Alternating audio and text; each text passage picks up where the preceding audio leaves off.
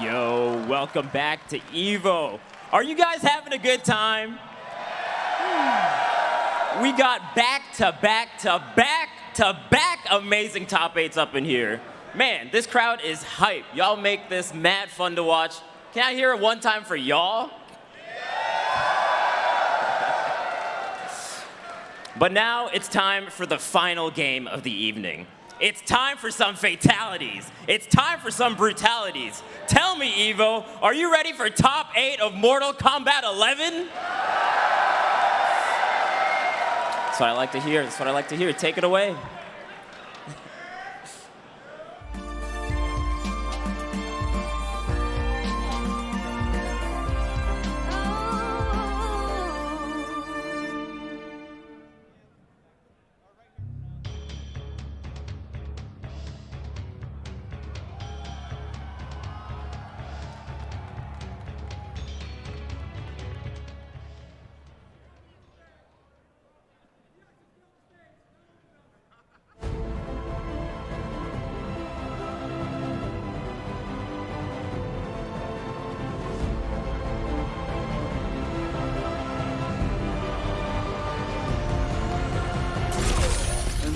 Taste of things to come.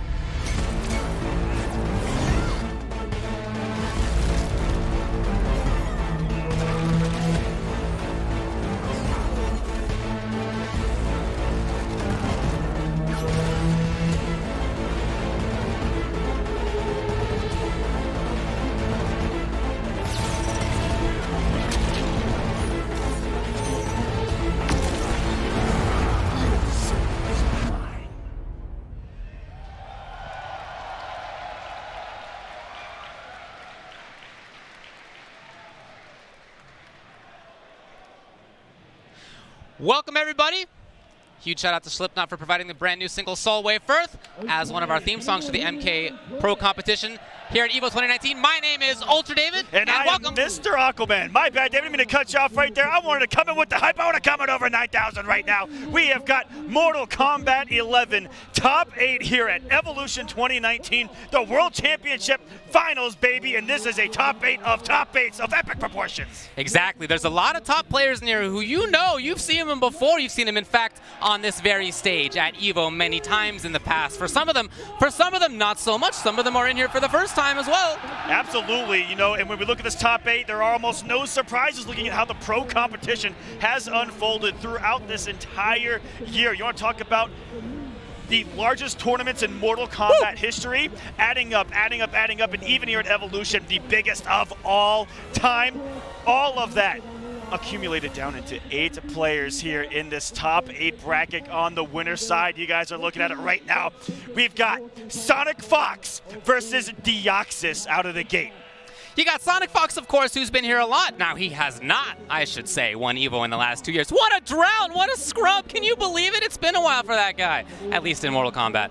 Deoxys is up here. This is a fantastic player who really came into his own at the end of Injustice 2, and now in Mortal Kombat 11, he's already won Texas Showdown, and he won DreamHack Dallas. He's looking fantastic so far.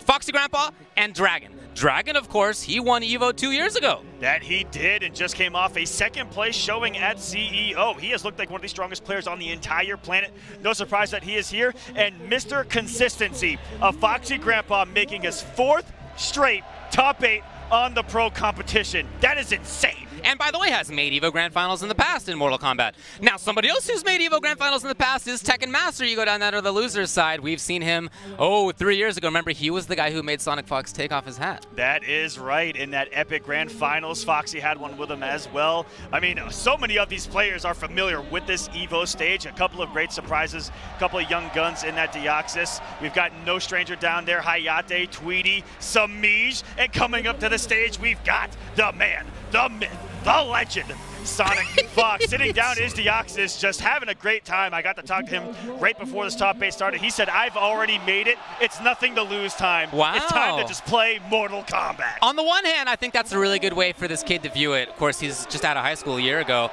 and he's young, but he's got a great perspective on the games. That is one way to look at it, right? Hey, I'm already here. The hard stuff's over. I'm in EVO top 8.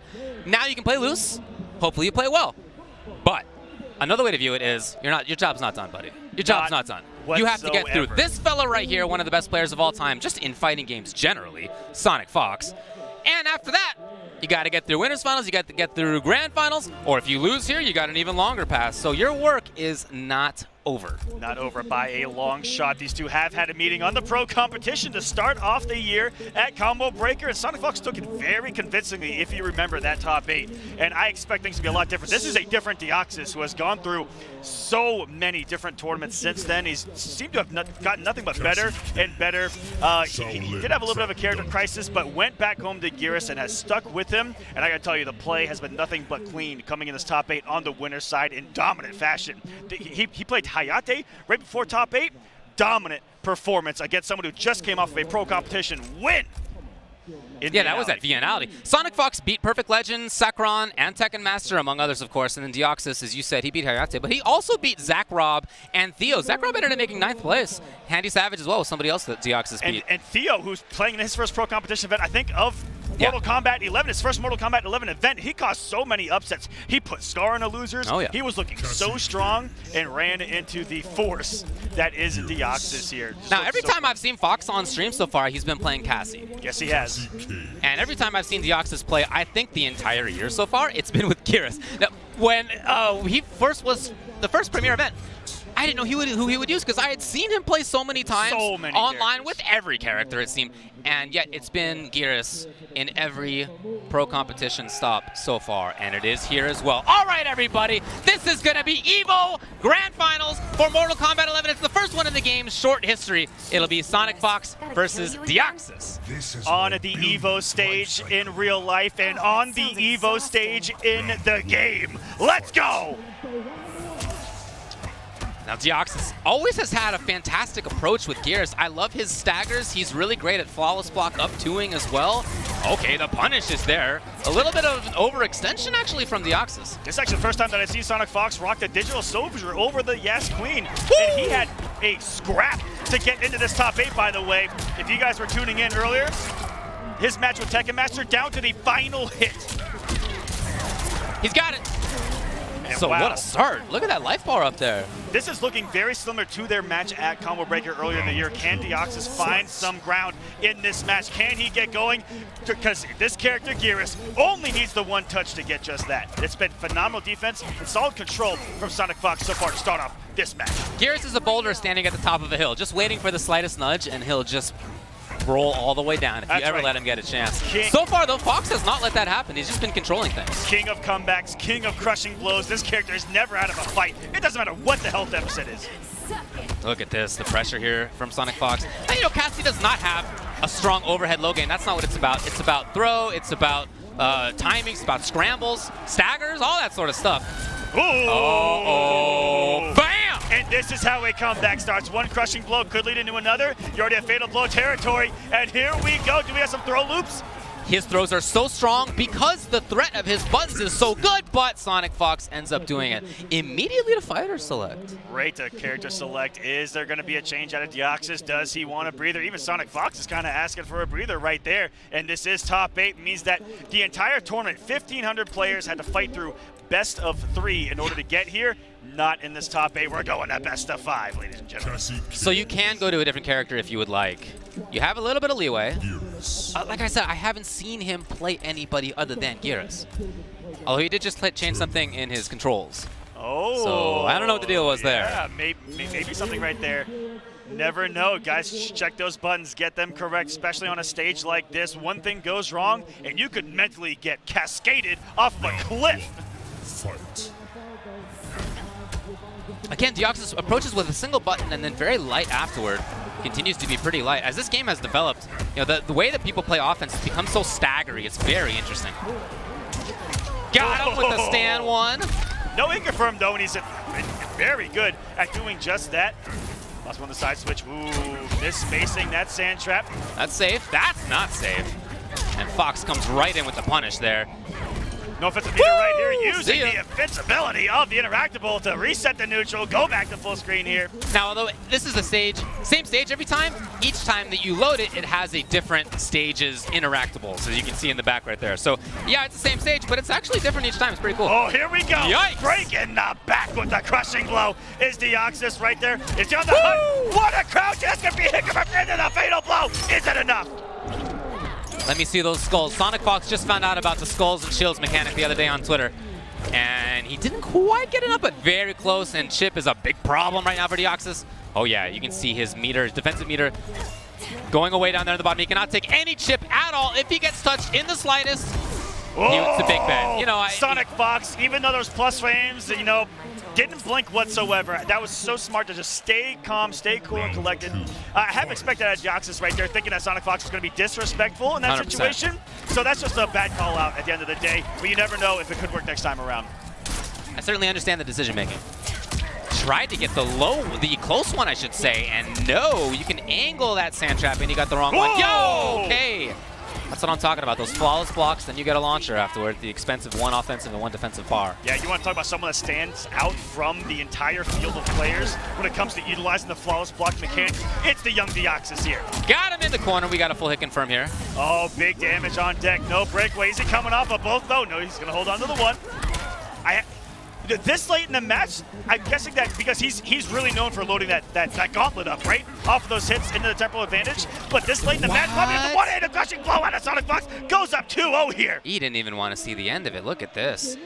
And a very interesting timing on SonicFox to come in at that moment. Clearly, Deoxys did not expect it. It's a blow-up so far. Oh, yes, indeed. Like I said, this is how the matchup went at Combo Breaker.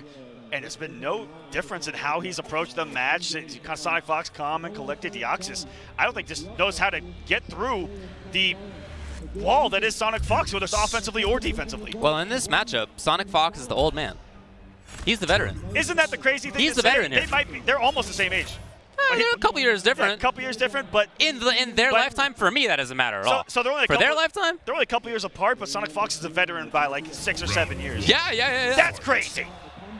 2-0. SonicFox, you guys know, just so you guys know at home, has been playing Mortal Kombat competitively since he was 12 years old. He's been winning EVOs for most of that time. Most of that time. And to what David... He's now 21. Yes, to what David pointed out earlier, hasn't won EVO in 2 years, is still the defending Mortal Kombat EVO champion, technically. Okay, fair enough. Yikes, blows it up right there on a counter hit or punish. Did not lose Mortal Kombat X at Evolution. What a short hop over the throw! Using the throw invincibility of the short hop. Anything could have knocked him out of the sky, but he knew it was a grab. That was a counter right there. And Gyruses are still finding more damage in his combos. That's an optimal just found right before Evolution. They're like, this character's the most damaging character in the game. Let's find some more, baby. Step it up! It's out there, you just gotta find it. Characters are like onions, you know, they're like ogres. They've got layers, and you just gotta get to them. That really is very common in Mortal Kombat. It often takes many months, sometimes a year, for people to find the legit combos. Right. Ooh. Oh, that wasn't the legit one. Got him on the Landsy's punish. And now this could be big damage, but of course there's a breakaway. Beautiful tag there from Sonic, and trying to catch the approach. That was a big read, and Deoxys not paying off on the close sand trap. Now that's a Rista in the corner, throwing the lowest. Sonic, no belief though, but he's also got no resources to try to hit him for anything follow-up. He's not going to be super damaging right here. Oh, wow, he did go in. And now Deoxys has the corner. Not for long. He chose to go for the mix-up. Wow, the very unsafe low right there. He just keeps switching this side back to the corner. Still maintaining control. He's trying to anyway. Deoxys believing in the round coming off the breakaway fairly late here. Look at that patience out of Fox. He's just waiting for something like a fatal blow. He's waiting for that sand trap to come, and he is not going to let Deoxys easily get any of that stuff. Yeah, this is a standoff right now. SonicFox is supposed to work around that fatal blow right now. Can he get it? Just throws on the 1-1, gets the anti-air, and going to match point is SonicFox for winners finals here at Evolution 2019. Got in there with the big shoulder, that forward one. Deoxys, yeah, good damage into the corner, but we've seen him at corner and it just hasn't lasted that long. And it's not gonna this time either. SonicFox ducks the grab. How many times in the road did Deoxys throw 1-1, forward 2-1-2 in that exact situation, even in the final round, just to get ducked on the throw? Deoxys has got to be shook right now. Oh, here we go. Break in the back, and there's some damage for him. Not quite at favorable territory. The chip did it though, SonicFox. Uh-oh. No breakaway, can he do it? Drops the combo. The corner always messes with their combos here. Has the health in his Deoxys. Didn't believe it. If he, oh my God, the down to the uppercut. Just swinging, and Deoxys finds himself in the middle of a match finally. He's on the board. All right, Deoxys found it now. It was a little scrambly at times. I wouldn't say that was a convincing win. It was a lot of back and forth. But whatever gets the job done is good enough. Very good early breakaway right there by Deoxys. It really does reset the neutral position against Cassie. And she gets almost no damage off of that particular breakaway. All you're gonna need is that low gunshot in the middle of your armor. And the starter, you only get about, what, 50, 70 damage at the end of the day? Oh, nothing for Deoxys right there. Had a chance on the whiff punish. Trying to make something happen there with his very important mid-string. Oh yeah, trying to mix it up. You see the kind of staggers that I'm talking about. It's become a huge part of the game. Says unhand me from the corner. Another one fighting his way out. Not enough here, and it doesn't have enough hit stun there to get the combo and surviving a little bit. Here's Deoxys to some plus frames. Little bit gimmicky. There's a big gap when he does go into that gauntlet off of these strength. That's Jump back kick, big horizontal hitbox to it, and another match point for Sonic. You can see Sonic just maintaining his awareness at all times. Oh, well, maybe not right there. Maybe I spoke too soon. Deoxys finds the sand trap, and as you can see, that always gets Kyrus in, wherever he was before. Now he's next to you. That really is one of the beauties of Infinite Warden, is that it almost takes zoning out of the equation because he puts you right where he wants to be, on top of you. Getting the massive damage too off of these B&Bs. Ending right next to you, 34% damage, just like that. Whoa! And it's a counter hit. This is huge. Now, you want to talk about doing something different? That was wild. The gumption shown right there by I have never Deoxys. seen walk up close sand I've never seen it either, but it was enough, and guess what? Deoxys lives to fight another day right now. It's still Fox match point, but Deoxys is making a good showing. If we can just call it what it is, it takes something like that to really put a dent in the armor of SonicFox, to put something on the screen. Wow, that was wild. Deoxys is in this match. Can he send us to the distance? Not a great start here. SonicFox on the prowl, big damage, and he's on the hunt to the corner too. Individual hits not adding up to too much right there.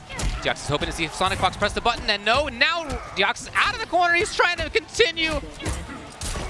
All over the stagger of Sonic 2. He's not letting him get away with a single one with a stand one in the 4-2. Just 4-2-1, 4-2. SonicFox always ready to recognize what's going to happen. What an anti-air one. But as the breakaway, Sonic still has some beautiful health leader, but cannot get hit. Deoxys has 2 bars of meter. He went in with the low. Again, very unsafe, but that's what you need sometimes to break somebody like SonicFox's guard. Deoxys to the other side with a down one. He's over the delay by SonicFox. Good patience by Deoxys here. Oh boy. Slight walk up to the 4-2, trying to catch him going for a potential throw break. That's a huge read right now, and that's the crush as well. Is it enough? Oh, Yes! SonicFox advances on the winner's side. Winners finals again here at Evolution. He really wants y'all to see what's going on He right now. really wants you guys to see Well, the you missed fatality. it. Oh, There you go. There's the aftermath of it. That's it in a nutshell right there. Oh, that pun hurt. Woo, baby, we're starting off strong right now. SonicFox, just like that, into winners finals, 3-1. But some of those movement ideas out of Deoxys, dash up into sand trap, for example. Whoa. Wow.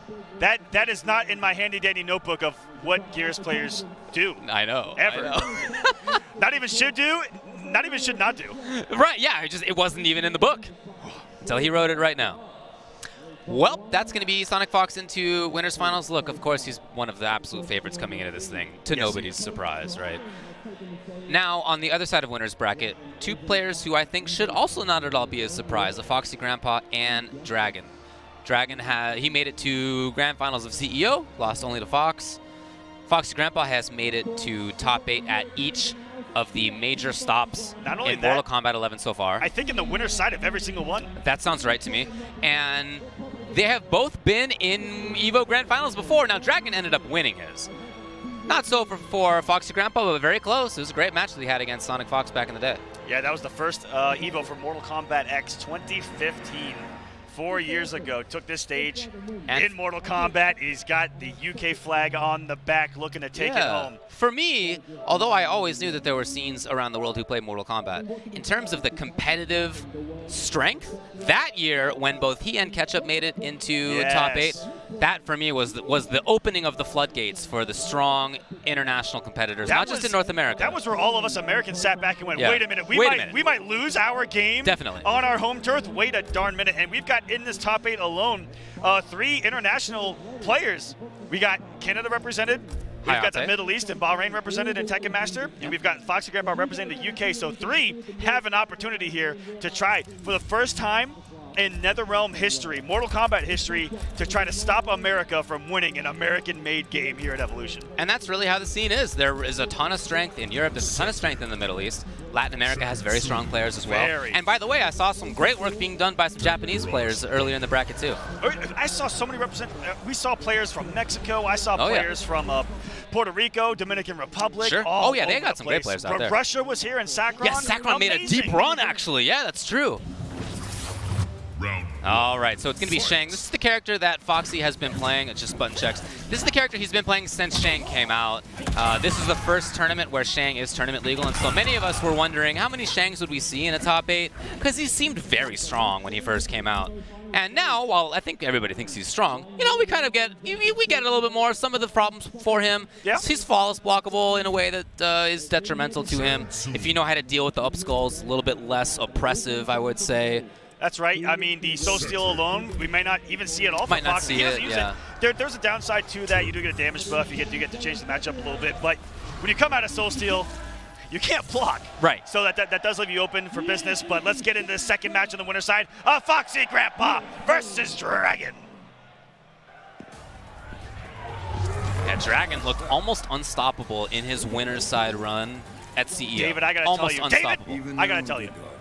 He looked like the strongest Mortal Kombat player on the planet on the winner's side of that bracket run at CEO. Can he continue that here at Evolution? That is the question. In his path is a Foxy Grampa breaking out a brand new character. Is there familiarity? We're about to find out. So both these characters, as you can see, have these full screen options. They're both really credible when it comes to zoning, but don't sleep on them when it comes to pressure either. They both have really good tools for that as well. We've seen Dragon do that a lot so far this weekend. Yeah, they play every phase of the game incredibly well, whether up close, whether far away. Both incredibly strong characters. That's why we're seeing him in Evolution top 8, baby. And keeping the distance there, looking for the big read was Dragon, and that he's kind of taking that from CEO. That's the first time we saw him kind of get crazy with those up boulders. Got him. Dragon finding the moment right here. And Foxy Grampa not breaking away. Ooh, right back into it. No offensive bar right there for Dragon to get more. So Shang's a character that can't really do anything about Geyser. It looks like that's whenever I see Dragon abuse Geyser, he knows that it's a situation where it's unpunishable. Exactly.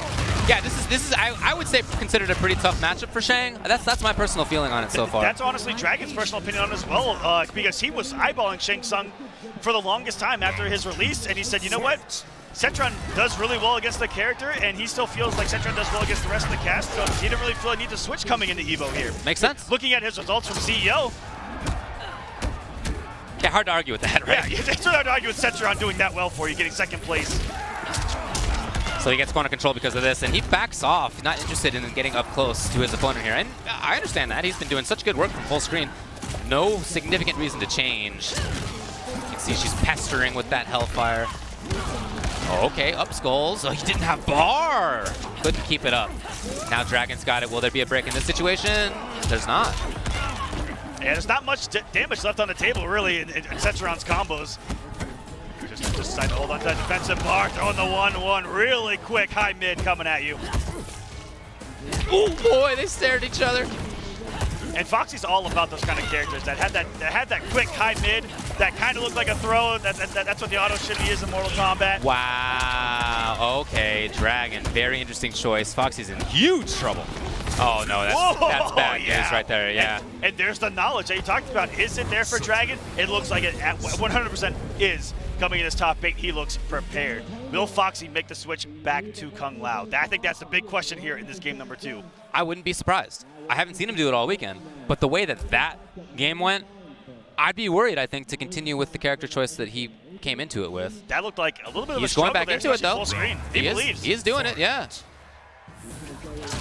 And this is certainly a character who can, or a player who can make big adaptations.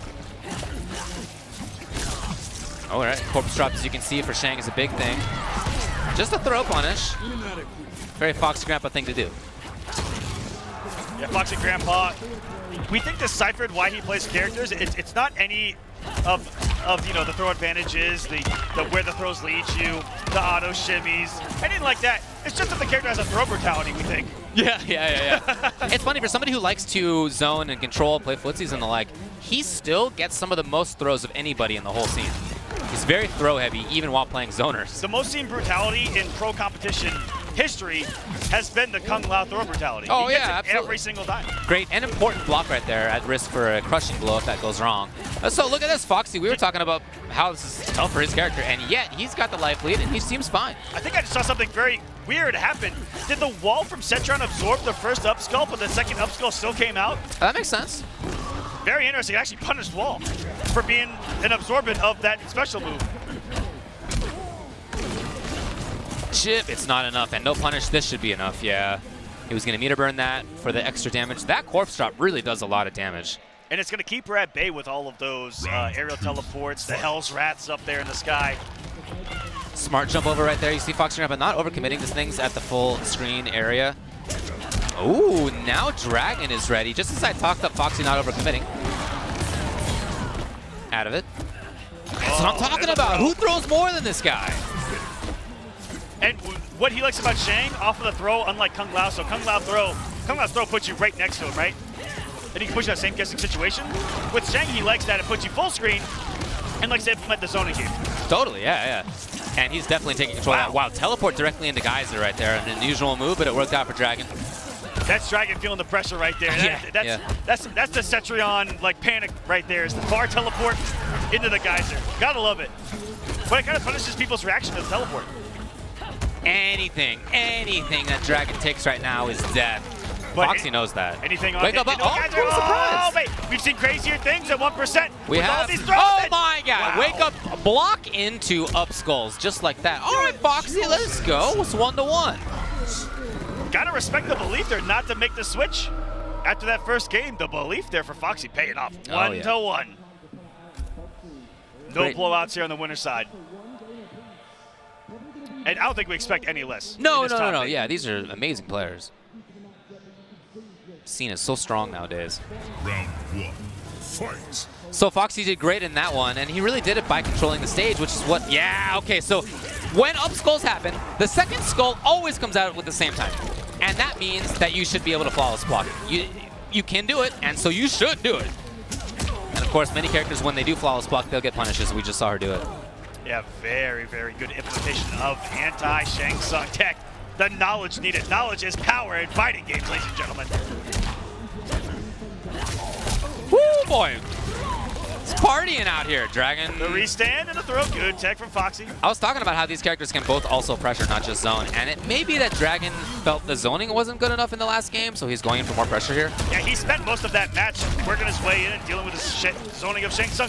Beautiful use of the teleport that situation, by the way. Okay. Gets the side switch. Is this enough? And there we go, Dragon. Making the adjustments early. And we kind of saw that also in his previous tournaments where he has that switch that he can flip to go from more defensive zoning oriented to offense immediately. That punished, okay. That's a lot of damage. That's a lot of damage. Okay, let me stop. 147 for just a projectile is massive. Right, here in Mortal yeah. Kombat 11. It's like landing a throw. Foxy is kind of on the approach. You know, he's playing this interesting game of threatening to run in, which is something that the Shang can do for sure, or stand back and zoning. But there's this little middle ground right there where he's constantly threatening, and Dragon doesn't seem like he's sure what to do about it. Dragon, ooh, that's flawless block right there. Not gonna come up that breakaway. I think just wants to save a potential final round. You see two different sides of a coin in that situation. Some have that belief in like breakaway, but if it doesn't pay off, you leave yourself vulnerable in the final round. Oh, patience right there for Foxy. Didn't want to do anything. Well, I see a lot of the mind games Dragon here's a playing on chance. those jump No hits. There's a punish. Wait a minute. Jump kick, fatal blow. Could be enough. Didn't believe? Yeah, I'm I'm surprised. shocked he did not do that fatal blow right there. But you know what? Just regained the health lead all of a sudden. Oh, he did actually duck it? What? And Foxy may have just missed a flawless block. Who knows? Didn't have any defensive bar. He really had to hold in that situation. Wow! The comeback from Dragon. And in two scenarios, didn't come off of a breakaway, ate a lot of damage to put himself in that hole, and then didn't come off the fatal blow. He did not believe in winning that round, I think, the entire time. Right, yeah, he just won it naturally. It just happened despite his best efforts. If that's not a champion, I don't know what is. Right, yeah, you're just going to win even on accident. Yeah, sick. He's like, I don't need these. yeah, he's I don't played need so these well. tools that they give me, okay? Oh, look at this. You know, we saw how often Foxy didn't press buttons in those situations because he didn't want to take this risk right here. Yeah.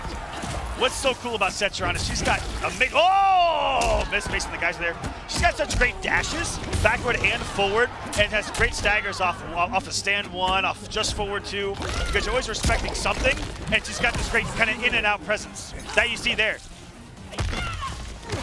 Got it. Dragon now full away, but he does need to make a little bit of a comeback here. He blocks low just in case. There was no offensive bar, though, on Foxy's side. Oh, yeah, that boulder. Yeah, it's definitely in Setron's favor. That boulder does not play around. See what I'm talking about? So if you block that, then Shang has an advantage, but you can just duck it as well. Can. So many people, though, it's universally mids that or overheads in NRS games.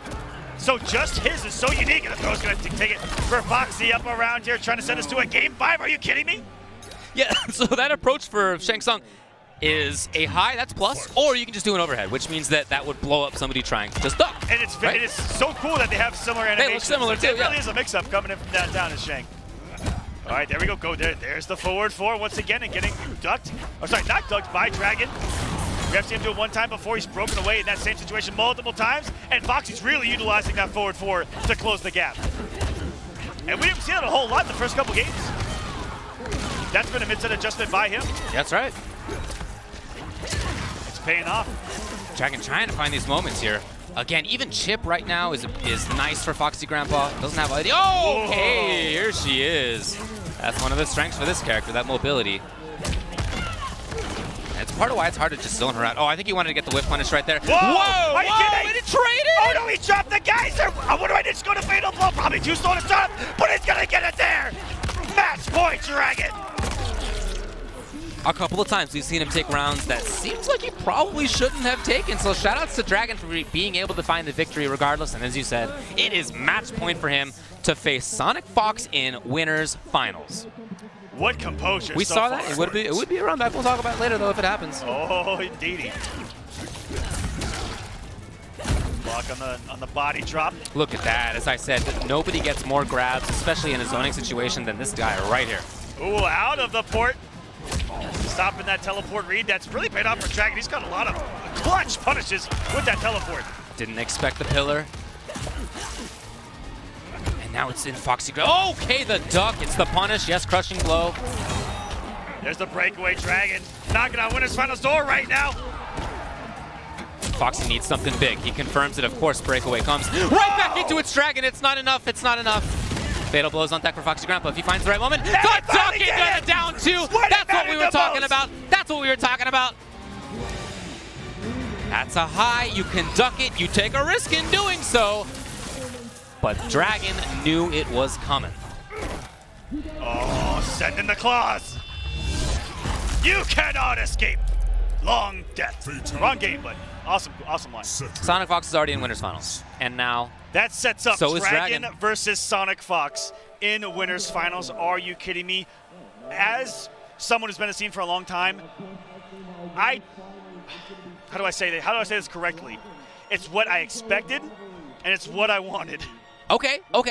Yeah, I mean, look, these are absolutely two of the best of all time when it comes to NRS games. Two extremely strong fighting game players just in general. And I'm not surprised. I couldn't say that I'm surprised, of course, that they're here in winners finals yet again. We've seen it many, many times. So many people asked me, what are your predictions coming into this? And I'm like, first off, that's an unfair question when you've got 1,500. Come on, buddy. Lay it on the line. 1,576 players playing our game right now. But I told them, if I'm looking at this, Dragon, SonicFox, all the way. Sure. And that's what we're going to have on the winner's side. We're going to have that epic run back from CEO.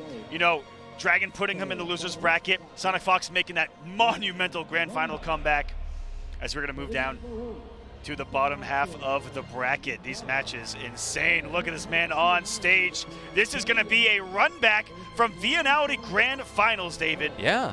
It is going to be Hayate versus Tekken Master. That was a fascinating set. It started out with, of course, Hayate with Aaron Black. That's his character. And didn't Tekken Master come out with Kung Lao? He came out with Kung Lao. He actually took a first game. Yes, he did. He did well with it, but he didn't believe in it all the way, so he ended up switching to his own Aaron Black. It was an Aaron Black mirror by the end of it. And at the very end, it was a super hype situation where Tekken Master had a knockdown. He went for a cross-up, and he did get the cross-up, but Hayate had done Fatal Blow on Wake Up, and that was insane. It connected from the other side. It auto-corrected, and he took it. Just like that. I love these internationals. So much pride for their country, so much pride for their region. Coming here and representing, having the flags on the back. This is, unfortunately, a battle of two of the internationals in this top 8. We've got Hayate from Canada. Halfway around the globe, they met just a few weeks ago, a month ago. That's right. And here they are in Las Vegas. Look at that crowd. That you can see as far as the eye can see. As far as the eye can see, we've got Evolution watching Mortal Kombat. Shout out to everybody watching in the pit down there. Those are my folks. I don't know why you would sit in a chair if you could sit on the ground at EVO. That's right. I'm being honest. It's a lot cooler down there. I'd sit in the pit. Yeah, dude, for sure. That's how it used to be, man. Used to always be in the pit. Pretty cool to see right there. So, these Hayate was in EVO Top 8 last year. This was Injustice 2, of course, not the same game, but, you know, it was both NetherRealm Studios games, and he got 5th with Robin. Yeah, that was a really good run from him, too. Oh, yeah. Just absolutely incredible. And like I said, Simmer's been at the top of Mortal Kombat NRS games for, what, 3-4 years now? Probably, I think about 4 years. I don't know if he came around the first year of MKX or was the second year where they really made a name for himself. I believe it was around the end of 2015 was when we were like, who's this player from Canada who's bodying everyone with lightsaber? Right, yeah. You know, lightsaber variation over here, Takeda, and sure enough, a couple years later, one of the top players in our history. No doubt, yeah. So Tekken Master has a ton of different characters. We talked about how when he played against Hayate at Vianality Grand Finals, he went with Kung Lao and then he went with Aaron Black. Now it's Geras. Okay, and we've seen him play even in this tournament a bunch of different characters. This man is all over the place. But where he's from in Bahrain in the Middle East, there's not that giant of a scene. So what they've decided to do is kind of have each player play a bunch of different characters so that they can all get character experience. Right. They have the coolest training regimen I've ever seen of a scene that doesn't travel a whole lot, in that they kind of are not really self-preservation, but they have such great training, I guess is the word for it, where it really he tells people, hey, can you play these characters? And what they do is they watch what everyone else is doing with those characters and then does it to Tekken Master. Definitely, yeah. It's been great training for him, and that's been part of why he's one of the best in the world. Now, he's got the corner, well, not for long. Hayate still is in the corner, but the round was his. So you can see Tekken Master really trying to chase. That poor bird. Oh, dude, there's so many birds. Look at the dude in the background's pissed. He just killed his cousin or something. Oh, here we go. Tekken Master using one of his many characters coming into Evolution. This is a guy that also plays everyone in the game at the highest possible level. And he took it to SonicFox right before top 8. I hope that everyone got to see that match because he was a hit away from being on the winner's side here. He's a major threat this weekend, no doubt. Wow, okay, you don't usually see that. Now it's Hayate's turn. What a flawless buck, but not into anything. That's okay, though. Tekken Master still has the pressure. So you can see Geras' grabs always leave him right next to the opponent. Okay, not actually a combo, but it was right about it. There's a double down 4 into that sand trap. Really went out there. Whoa. Hayate trying to blow up the gap there. Interesting. Yeah, I mean, this is not true pressure. It is definitely escapable stuff. And yet, Tekken Master has been right each time. So now, just like in the last time, it's the round taken, but Tekken Master's in the corner having won the round, so Hayate's got a chance to pressure. What I've noticed about Infinite Warrens that do utilize that gauntlet an awful lot, they're going to keep doing it until you stop it. It is plus on block, and it creates really cool situations for pressure, where forward four is really incredibly hard to stop, little things like that. But if you don't blow it up, they're just gonna keep doing it to you. Sure, yeah, that makes sense. And I wonder if Fighting Tekken game Master's gonna 101, implement man. that here. A little bit of a stagger into the grab here for Tekken Master. He's pressuring yet again.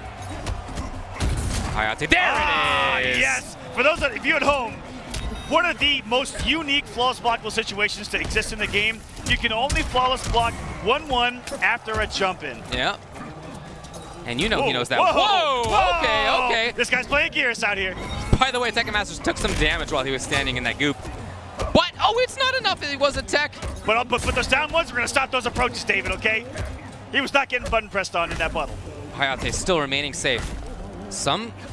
Oh, is that it? No! He was underneath the jump kick. A little too early on the jump kick right there, and the active frames ran out by the time he got to Gears' hitbox in that situation. And it's Tekken Master going up 1-0. One thing about Hayate's Aaron Black is that he is just about the safest Aaron Black in the scene. This man is not taking big risks. You can do it. That string has overheads at the end of it, and you can go into a slide instead. So you can go into a low or an overhead, right? No, it's unsafe if you do the slide, but that man's never done it in his life. He will back 2-2-2 scud shot cancel you until it chips you out. Right. He will just keep doing it. He'll never overcommit.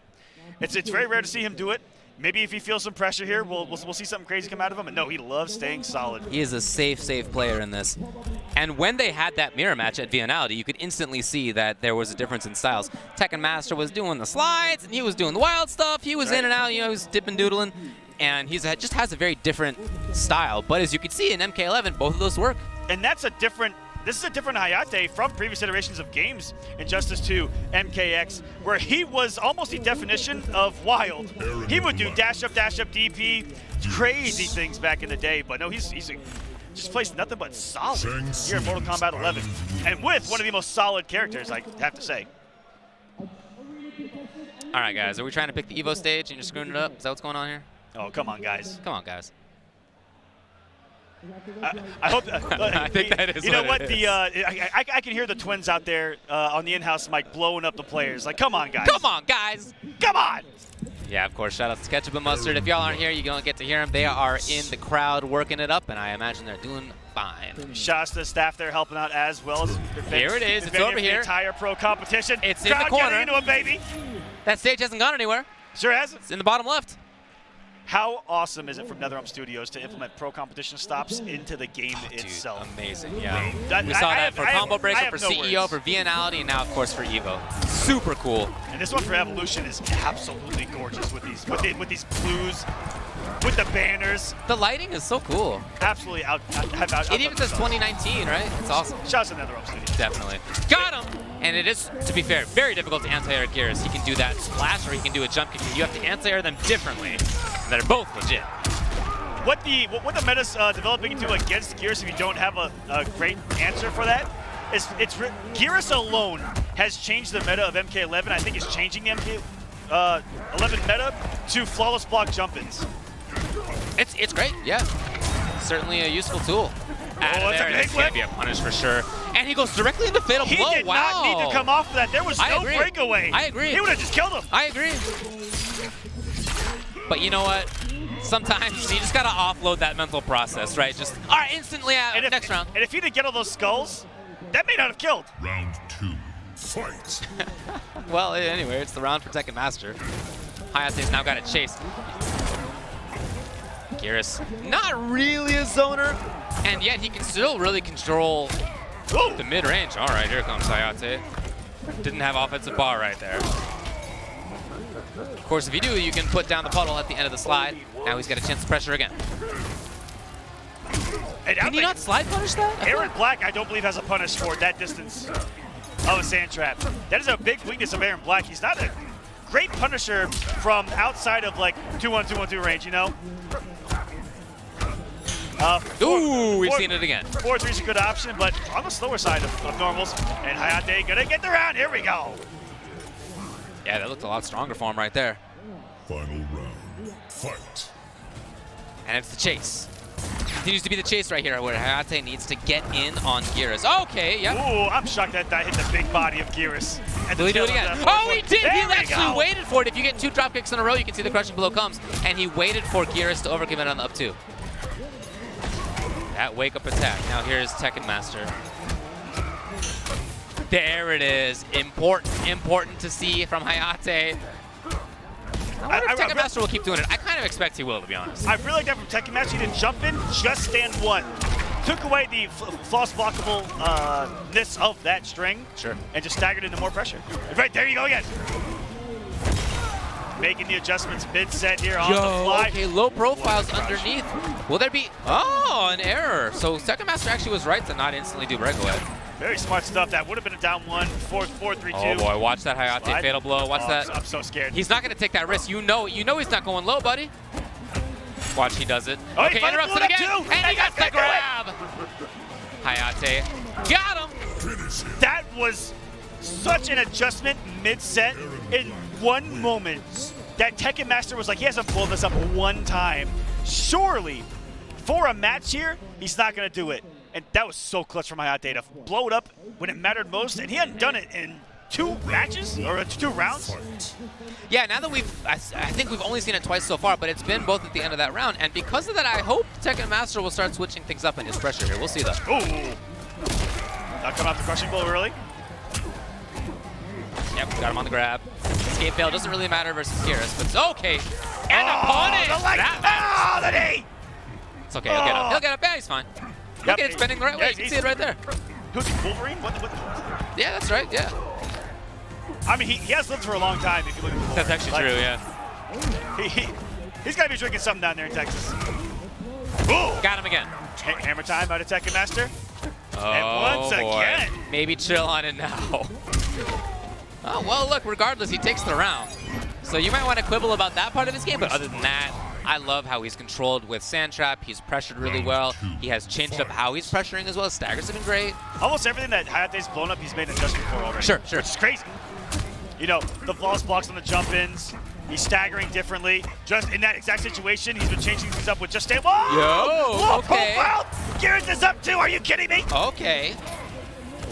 That's what we were talking about. When you get a flawless block, you can then go into a juggle at the cost of 1 offensive and 1 defensive bar. And for Geras, it's one of the absolute best. It's so fast, it's so far, he gets a great juggle out of it. Those of you watching at home, a flawless block is when you hit your block button within a 3-frame window of blocking a normal or special move. That's just defend. Got him. No. Very tight, but very rewarding. Maybe a chance now here for Hayate. Can he get a sand trap underneath this? No, doesn't bother. Oh boy, you can tell Hayate's scheming. No, it's Tekken Master who got there first. Man, Geras' forward advancing mids are impressive to say the least. Now he's mixing. Oh boy, he is absolutely mixing it up. Taking the actual risk, but at the less damaging reward off that 1-1 mix-up. It's something that Hayate just doesn't want to eat the fatal. Oh my goodness! Yeah, that makes sense, yeah. Just make sure in that situation. Now, this is kind of a loss because it means that that threat of that fatal blow is full screen and very fast. It's not going to be there in this final round. That's only something you get once per game. It hasn't really come into play yet in this entire set. So I was going to say, yeah, I think that he's perfectly fine with that. Versus Geras, his projectile is not something that you can just get through, right? Many other characters just throwing fireballs normally. He doesn't do that. It's a little bit different. Will we see it again? No. How did that Texan Spurs taste right to the mouth? That 4-4 is mean. Take another throw. And how many times are you going to do down for center? Because, like we talked about, we don't know if Aaron Black can punish that. Got him. Oh, gotta see a breakaway, you would think. Yes. Tekken Master who plays this character might know those kind of things. Again, the interruption comes, and each time that interruption comes, that doesn't do a lot of damage by itself, but that means it's then Aaron Black's turn again.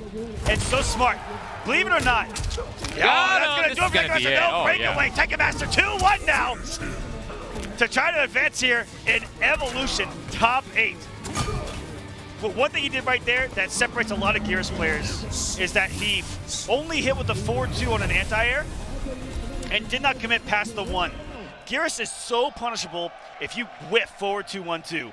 And these top Gerases are able to whiff confirm the 1 in 4-2-1-2 actually whiffing and then stopping immediately before being incredibly punishable. There was a down four coming out, and yet the gauntlet got there first. Ooh. Punish it, yeah, nice. And Hayate has had punishable situations with that 2-1, 2-1-2 that he hasn't come up the crushing blow early in these matches. But we haven't seen it in the post matches or later matches. No, it just hasn't come up, right? Yeah. The thing is that a lot of the risks that Tekken Master has taken that could be punishable in that way have actually just hit rather than being blocked in the first place. Wow! Flawless blocking to the up 3, not even the up 2. That's an adjustment from Tekken Master again. He said, you're not going to low profile this mid. Right. Surely. Right. It's done. The slam, and welcome to the jam. Match point for Tekken Master. Round 2. Yeah, he's looked great. His adaptations have been on point, as you said. And keep in mind, again, it's a run back from Grand Finals of Viennality where Hayate won. So Tekken Master comes in with a different character, a different game plan. He makes the adjustments on the fly, and he's doing great. Now we need to see those adjustments from Hayate. Right back. He's got to get back. Are you serious? He punched the boot? He punched the boot? Here at EVO 2019, I have seen 3 players now. I've seen Deoxys, can't remember the second, and Tekken Master here. Stand jab into full combo and Aaron Black out of forward 4. The boot? Yes. The boot has a hurt box. Now, I'm flabbergasted by seeing it consistently here at EVO. The game is changing. It's evolving, one would say. Here we go, now Tekken Master. And into, he finally went with the string here. So Hayate was trying to get under something else, and Tekken Master went right back to Yomi level 1. Or reading just the stand 1 stagger, and then pressing buttons. Yeah, exactly, yeah. Ooh. Oh yeah, that definitely looks like a problem right there for Hayate. He's got to get in. And again, this is not where I feel he excels in MK11. There's the punish. Okay, yes. And that should, I think that's it. He does not excel. I lied right to your face. That was all shields. No, it's not going to do it. That did less than raw fatal blow. That actually was not, yeah, it was only 320 to be honest. That's crazy. Yeah, wow. Oh my goodness. Oh, Tekken, this next decision right here, will he move on? Will Hayate be eliminated? Plus frames, and he's gonna hold it here as Hayate is eliminated from EVO 2019. Still making top 8 through 1,500 entrants. Congratulations to him, but it's Tekken Master moving along. Again, Hayate made EVO top 8 2 years in a row. Last year in Injustice 2, he got 5th. Now he gets 7th, but again, yeah, congrats to him. This is somebody who's doing great. You know, this is part of the pro competition, and along with that comes the amount of points that you can get for doing well at each event, so you can try to get into the finals at the end of the year. That is right. EVO has so many more points than any other event. It is actually incredibly much more. In fact, the winner gets almost as many points as the current first place has overall. Indeed. So to get 7th place at this event, still you come away with a lot of points, and that's very important in the long haul. And all these players in this top 8 are up there in the standings of the pro competition, and with that win, Tekken Master, what an unluck of the draw here in this top 8 that all the internationals have to fight each other That's true. back to back. That's so so unfortunate as he advances to face a Foxy Grampa. Coming to the stage, Tweety and Samij. Boy, it's been an up and down year for Tweety. Yes, it has. He has had such fluctuation in his results in the pro competition. But you can also say that about Hayate. Had that kind of rougher showing at CEO to winning at Viennality in a top 8 here. So that's really good to see him come back into it after a result like CEO. And Tweety's kind of the same. Well, Tweety made 5th place at CEO, so not so shabby. Jackie, Garrus, and if you recall, Frost as well. Yeah, that was such a cool pick. I don't know if we're going to see that Ninja again. Kill in that top 8. It definitely was cool. Yeah, so in the game, Tweety has been doing well. I mean, not every single event, but for the most part, he's been doing well. And, of course, last year at EVO 2018, he got 2nd place to Rewind in Injustice 2. So this is a guy who's been having success for the last year and a half, 2 years now at this point. But, you know, in terms of the out-of-game situations, you know, he's had some moments where he's been a little bit too much of a hothead, I would say, and he knows that. And he's been, I think, working really hard to, you know, deal with things a little bit better, to sort of let himself cool off. Yes. And, I respect him for trying to do that. So this is a guy who puts it all out on the line when it comes to his competitive play. Not just in tournament, but, you know, people are talking on the internet as well. This guy's very competitive. You can really see that. And, you know, that's part of why he's so driven. He plays constantly online. He is always game planning for things. And when it comes to these majors, again, top 8 at CEO, top 8 now at EVO as well. Now, on the flip side, we've got Samij, who is the almost definitive opposite of everything that you just said. Right. He is going to have the same face the entire time. That's the first time I've seen him laugh in 4 years. He's just like a nice, friendly guy. He really is. He's just a nice fella. And coming into Evolution, he hasn't had the results that he has wanted whatsoever, I think, in the pro competition. And he here at EVO is the first tournament he's coming into not playing Katana. He finally broke down after CEO and said, I need to make a change. Right. And what an adjustment made, changing characters, and now you're in EVO top 8. Take it for somebody who's done it in the past. To go from low tier, well, she's not low tier. To go from mid to top tier character, you feel it. I mean, it's not a cop-out, okay? It is a real, actual difference in results. There are different results. I've been there too. I get it. I know how it feels. I'm very happy for Samij that he has made this switch, because you can see that he as a player is capable of making such strong decisions that he can get into EVO top 8. The skill was 100% there. And for sure. That's what really separates from someone like me from doing exactly that, switching to a lower end tier to a higher tier character and just doing okay. Whereas Samij, the skill is there to be in this position with a top tier character. You know, he's just built for it. He's shown over the past few years, past few games, that he is one of the best players in the world. Now for Tweety, I'm looking for Jackie here. We've seen Baraka from him as well. We've seen Geras over the times. For Samij, I think it's just Cassie. I think he also plays Jackie. I think it's Cassie Jackie that came into EVO with. Okay, sick. Jackie Briggs. Yeah, it's going to be Jackie here. I don't think I've ever seen Samij play a male character. Yeah, I think you're right, actually. Who was his... Who was his secondary pick for Captain Cold back in Injustice 2? It was Ivy. I mean... That's right, yeah. Pretty good character variety so far in this top 8. This has been cool. You're always getting I once played him in casuals and he played Aaron Black. You once. love trouble and you know I can't believe it. Not as much as you do, sister. Round 1. It's losers right here. We got Samij, we got Tweety. And we got Tweety, of course, with Jackie, and Samij with Cassie Cage. Tweety last year on this stage had one of the great moments in our finals here at EVO, having the infamous pop-up on SonicFox, the pick another character. Are we going to see that energy here? Yeah, as I said, this is somebody who can really get into it. Saving the ball right there with Samij. Not anymore. There's no breakaway from Tweety, so it's going to be good damage into the standing reset. Oh, boy. He tried to get the punish, and if he had, that would have been a crushing blow. Oh, overcommitting lightning kicks is going to be the punish here for Samij, taking round number 1. Former teammates, too. These guys are very familiar with each other. Got him again. Okay. What's really cool about these two also, David, is that they came in at the exact same time into our scene.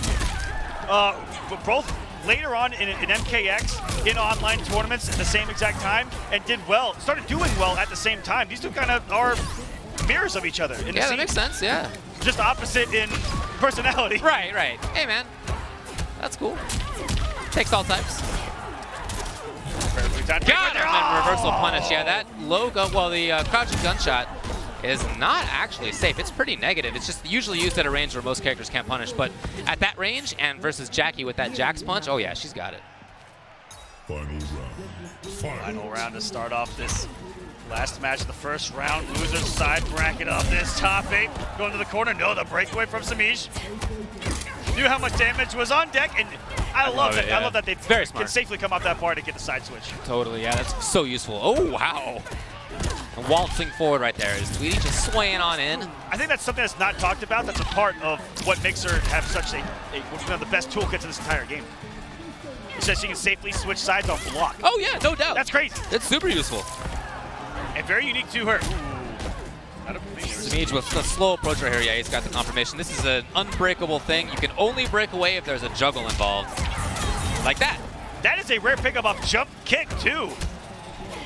Oh! Smeej It absolutely was ready for almost the those. chance right there for Tweety. Okay, now he's got the corner. Smeej maybe in trouble here. This is someone who made a name for himself. Uh-oh. As the conversion came to these characters, double fatal blow territory. Cameron, I'm going to see some craziness here. No, Oh! he's got him. It's not dead yet. Look for the He's trying to chip it out. He didn't get it. He's dead. What? No! Are you kidding me? What did I just take him over the fatal blow? What just happened? Even Tweety's like, what? I don't know. What? I don't Thank know you. either. Thank you for that gift. That's what he's saying right now. What happened? Even Smeej is like, I don't even know. All right. So Smeej, fine, it happened. Something happened. I don't even know. Oh. I was watching it, and I don't know. He did not need to do the low shot. That and the fatal blow would have killed. Smeej needs to just forget about it. Easier said than done, but you got to go into this next game here just not even thinking about how weird the last game ended. You can't. I mean, really, you're going to psych yourself out if you're thinking about Short-term that. memory. Lost right Short-term there. memory. You got to think about the other parts of it, the mix-ups involved. So, okay, he didn't. Is he going to stick with Jackie here? Yes, it'll be Jackie Mirror right now. So he didn't like how it went. It didn't seem like those. I mean, he won the match. He had the win Honestly, right there. that was his game. So the switch here is not necessary, but if he feels comfortable as well, then that's fine. We'll see how it goes. What a heartbreaker that's got to be. But got to have the mental fortitude to turn things around here. Both these players definitely capable of having that mental fortitude, that strength here to just forget about it and play MK11. Tweety starting it off with a bang right here. Okay, yeah. Smeej. And saving the breakaway. A little surprised about that by Tweety, but he's now got some wake up. No, he doesn't bring it out. Ooh, what an anti-air for Smeej right there. There's the breakaway. Now he heads back to the ropes here. A little taste of his own medicine in this matchup. The hit confirm comes, and of course Smeej is right out of there. Got it, yes, this is surely confirmed. And this is probably the round. There it is. It's gonna be. Into the back throw, and he's got, 2 out so far, which means that a crushing blow may be coming off that elbow. Yeah, she has to get both of the finishers for that clinch so that she can get a crushing blow afterward. We may see it. There's no breakaway. Will he bring it out right here? No, not yet. Okay. I can't remember if he did a knee or if it was. Oh, you know, you may if it was be Smeej. right. I think we're thinking of Smeej on that one. You may be right, yeah. But now I'm gonna safely bet that he's got that crushing blow loaded. Well, there is a breakaway though. I don't. Is it the time Oh, to bring here it we out? go. Yeah, okay. But he's gonna force it. He did force it. Of course, he didn't actually get the damage on the down two. Whoa! Wow, the block, and it's punishable. Almost all of those hop into overheads are punishable. Want to know what that may have been for? Is that, it's plus, maybe he thought that Smeej was going to swing with a down one or something and blow it up with the overhead. Tweety's big life lead. But I don't know why you do that when you have forward. Okay, Smeej. You got to make a big comeback right here, buddy. And he just wants the corner. He needs a hit or a grab. Whoa! Okay, all right. And now he You're nothing. did he do the backflip right there. No, that was the forward one. He doesn't have a crushing blow loaded. I don't think but so. Hold on to his fatal blow. I almost thought fatal blow was coming out right there. And wait a minute, how the tides have turned. And he is not giving up the position. No, and no. we talk about the difference in Jackie players that will load the crushing blow or just continue to keep the position in the corner. Uh-oh. Breakaway. No. Okay. Will he do wake up then? What's the call right here by Smeej? Defensively hanging out. Oh! Look at this. There's got to be a breakaway now. Yes. Barely whiffed that forward four, and good job for Tweety to get the whiff punish with this as well. Safe on that string, but that does mean it's the other person's turn. Wow, they're scrambling right now. And he took a huge bet but got punished. Smeej had a chance. Not like this again. Finishes it. Here we go. Double fadeable territory again. We were in this position just a game ago. Oh, we got it! And he's gonna go right into it this time. No mistakes. All right, so Smeej goes up 2-0. Almost. But at least for this game, he didn't mess up the fatal blow ending. And how fitting is it that it came down to the exact same position? Right? Exact same position. Right to the fatal blow.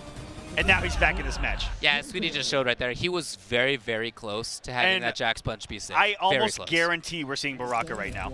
Yeah, that makes sense to me. Right. So this is typically the character that he goes to when he's playing against a Jackie. He actually doesn't like the mirror. He has openly said this. That's why you didn't see it against Coach Steve early in the bracket. What a match that was, by the way. Right. But he went Baraka right out of the gate.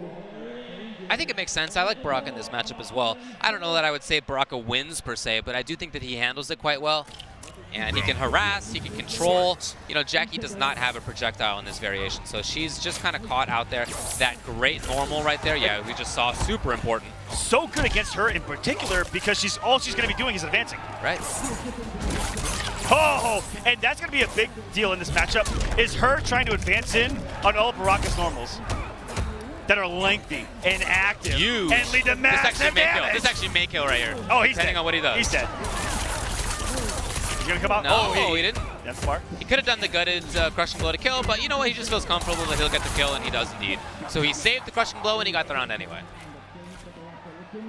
Gonna save it here.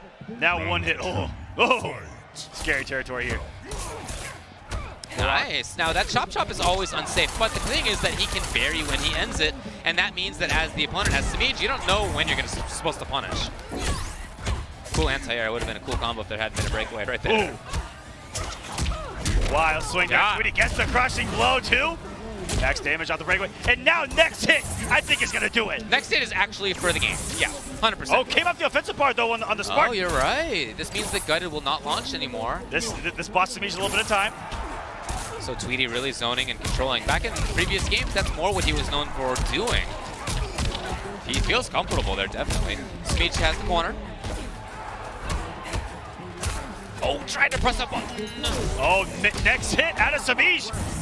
And lightning kicks the oh my goodness, that's into a chop, not gonna be able to break away. And Tweety regains the lead with the switch to Baraka. And I think for the first time in this top 8, we're gonna have a counter pick war. This is exactly what's happening. Now, Samij is gonna go back and he's gonna pick Cassie. I believe so. Oh yeah, I would. Baraka. Cassie. And if There he it wins, the matchup with Cassie versus Jackie was out. We thought he won it. Right? This could be really good for Samij if he's able to beat and win this matchup.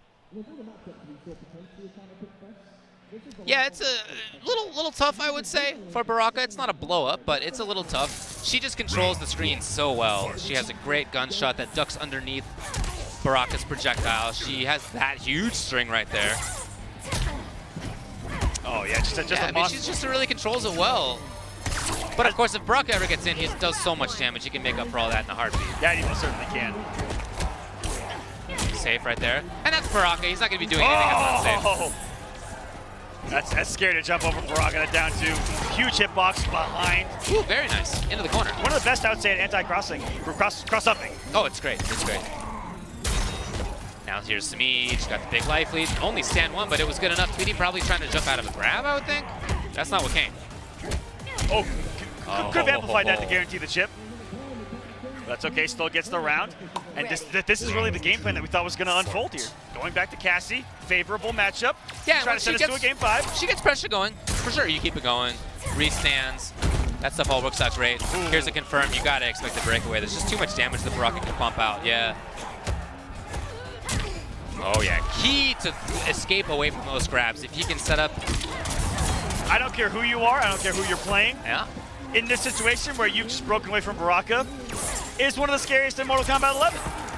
Yeah, I mean, some people, when you talk about that, they'll say just don't even try to tech his grab because that will set up the crushing blow if you screw it up, right? Yeah. Just take the grab. But that's not the idea here for Samij, and he was right. Oh, trying to an active jump kick. That's a no-no if there ever was one. Look at this, Tweety controlling things. And he comes in, waltzes right in with the forward four, that big ol' knee popping out of nowhere. I think Samij had a similar idea, was just later on the trigger, and that active forward four was already there. And it's got a fast startup for how far it goes. Samij got grab. Now, will he pressure here? Or is he just going to control the stage? He does try to pressure. Oh, nice. Interrupting what looked like the start of a blade spark. Look like he was going and things to go for the chop with the blades. Trying to stagger here, and Samij just presses a button out of it. He was right at the timing. Tweety needs to approach. That's the thing. I mean, Baraka's got a great neutral game, but this is one matchup where it doesn't work out quite as well. Oh, No! just outside of the range. Are you kidding me? Look at the patience. Oh, boy, Samij just blocking, holding that block button for dear life right now. He's taping his hands to it whenever Baraka gets close. Oh! And that's going to be that game. So this is what we thought would happen. Yep. And now it's on Tweety. What's his counter pick here again? I think we fully expect to go back to Jackie. makes sense to me too. But as you said, Samic basically won the first game. Yeah. He screwed up the combo. Yes, But I- in terms of the strategic choices, he did it. He had it won. It's all the way back around to the very start here in the counter pick war.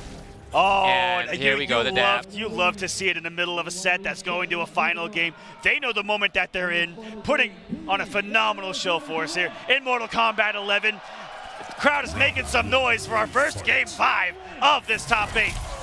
World Championships at Evolution 2019, Mortal Kombat 11, the pro competition, everything is on the line.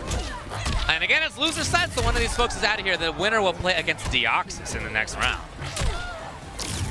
And here's Sweetie now trying to pressure the jump out.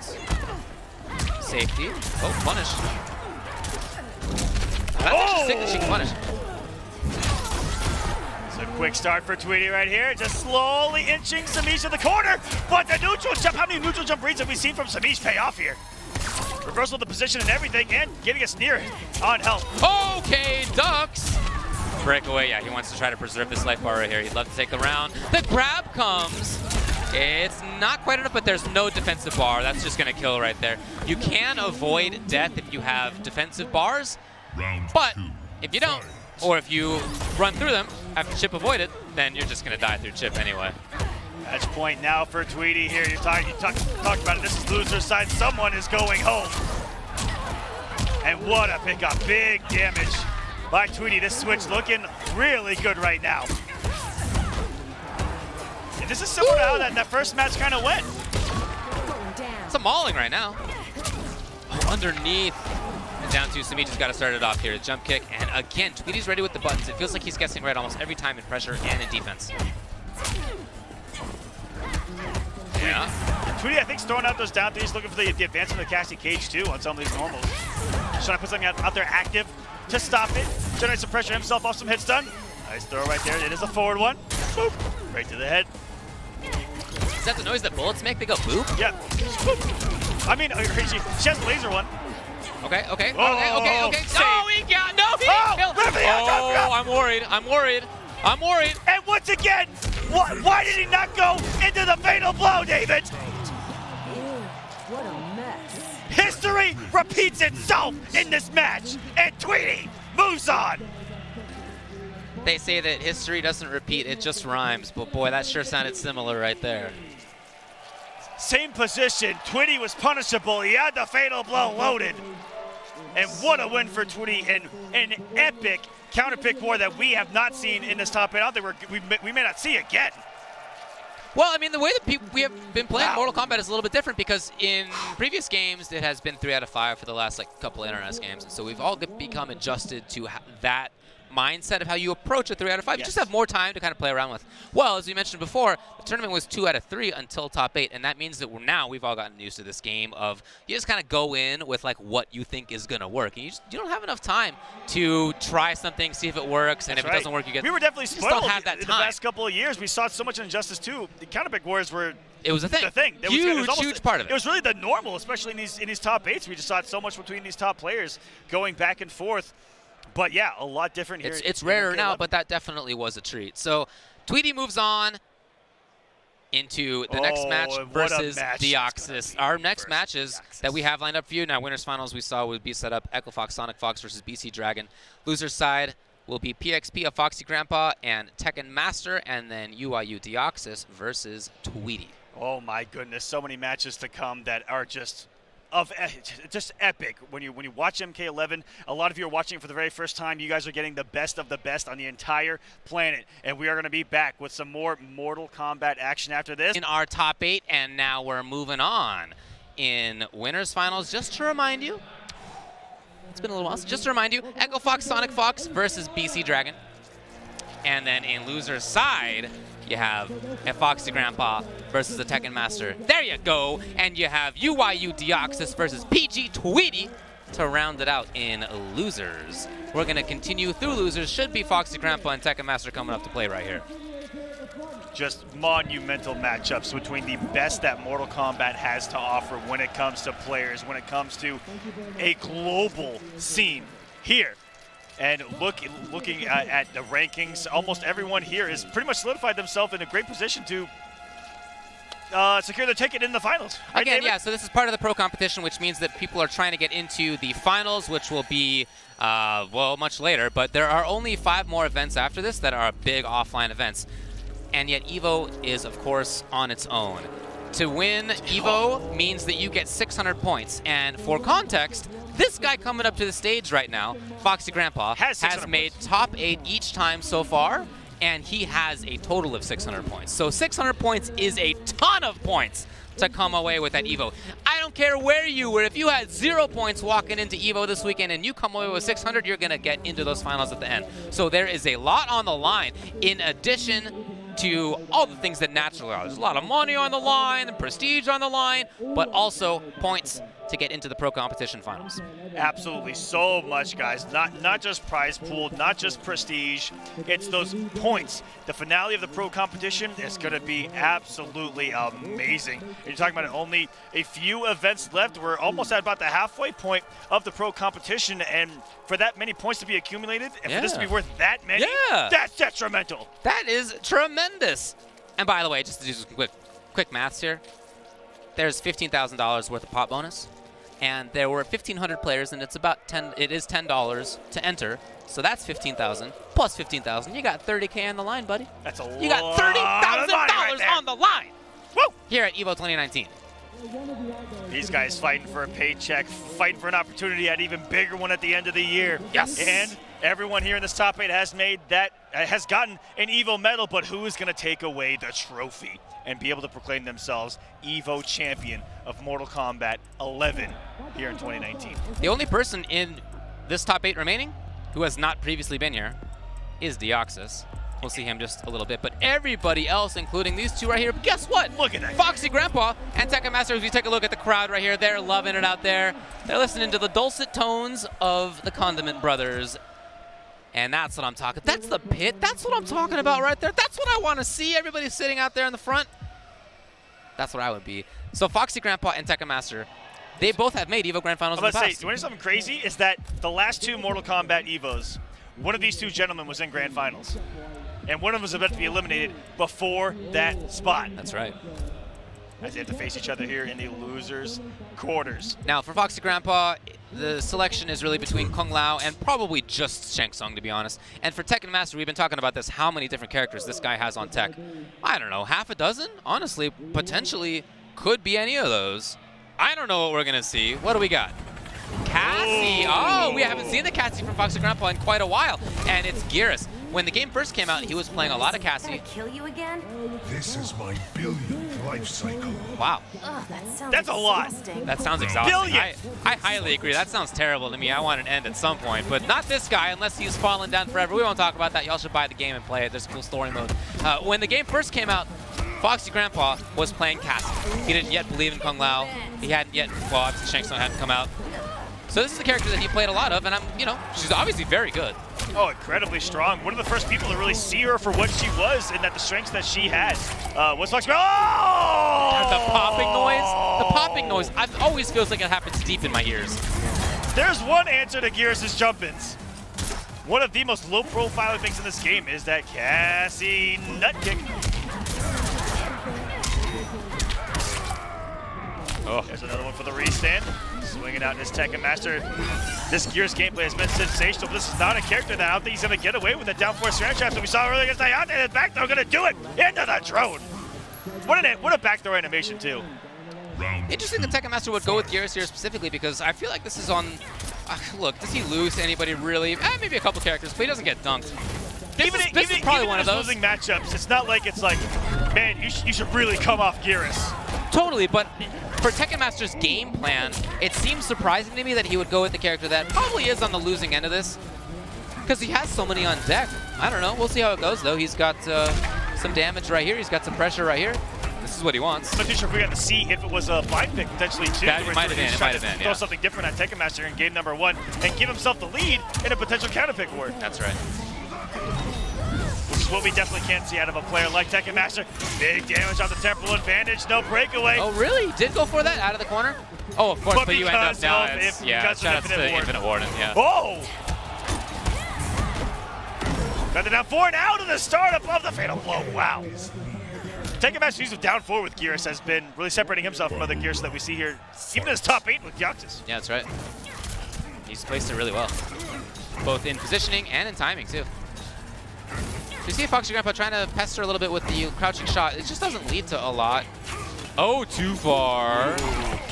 The back throw, the harder one to tech. That's why you see players throw out of the corner because throws themselves are a 50-50. You have to tech with different buttons depending on if it's forward throw or back throw. And of course, you would expect to be thrown back into the corner, right, typically, so that's where people tend to tech. Now we got Foxy Grampa trying to pressure a little bit. Yeah. And the grabs are working out for him, too. In fact, his offense is really working out great. He's got it! And Tekken Master instantly away. No! That was a reversal and it didn't punish. It was a reversal and off a flawless block. Yeah. Switch shaped frames off of it. Yeah. Still didn't punish. Wow. How about that? So now I think we'll get to see, or at least get a clue as to whether it was a blind pick. If he sticks with the character, then it's just his game plan. If he goes back to character select, which is what he's done, then it might have been a blind pick. He's hovering around Aaron Black. He's thinking. We see him reclining in his chair. Oh, he's definitely thinking. He's a lot of Okay, Foxy Grampa is actually walking away. And Foxy just left. He actually just left his chair. See ya, dude. Hey, yo, it was good. It's cool. You played well. See ya. He's just leaving Tekken Master to really think on this. He's actually doing a lap. We could see him. Okay, he was getting some water. Is that actually red? It's a red cup, so it looks like he's drinking blood. How perfect. How perfect at Mortal Kombat. Mortal Kombat, baby. How perfect. And everyone out there, stay hydrated. Yeah, we both got a little bit of water. Okay, all right, it's coming back. It's coming back. It's coming back. David's just grabbing some water here. What a reversal of roles from that Combo Breaker top 8. Right. Now, what did he do? Now, that's great general advice for anyone going to events. Staying hydrated is key. You're in these events for 10, 12, 14 hours a day. And time flies. That's your idea of flirting, Aaron? Easy, sugar. Just being friendly. This is me swiping left. Round 1. Wow. Fight. I don't know if Aaron's gonna get that reference. Yeah, I don't think that's his wheelhouse, really. I'm not sure that they have that where he's been living lately.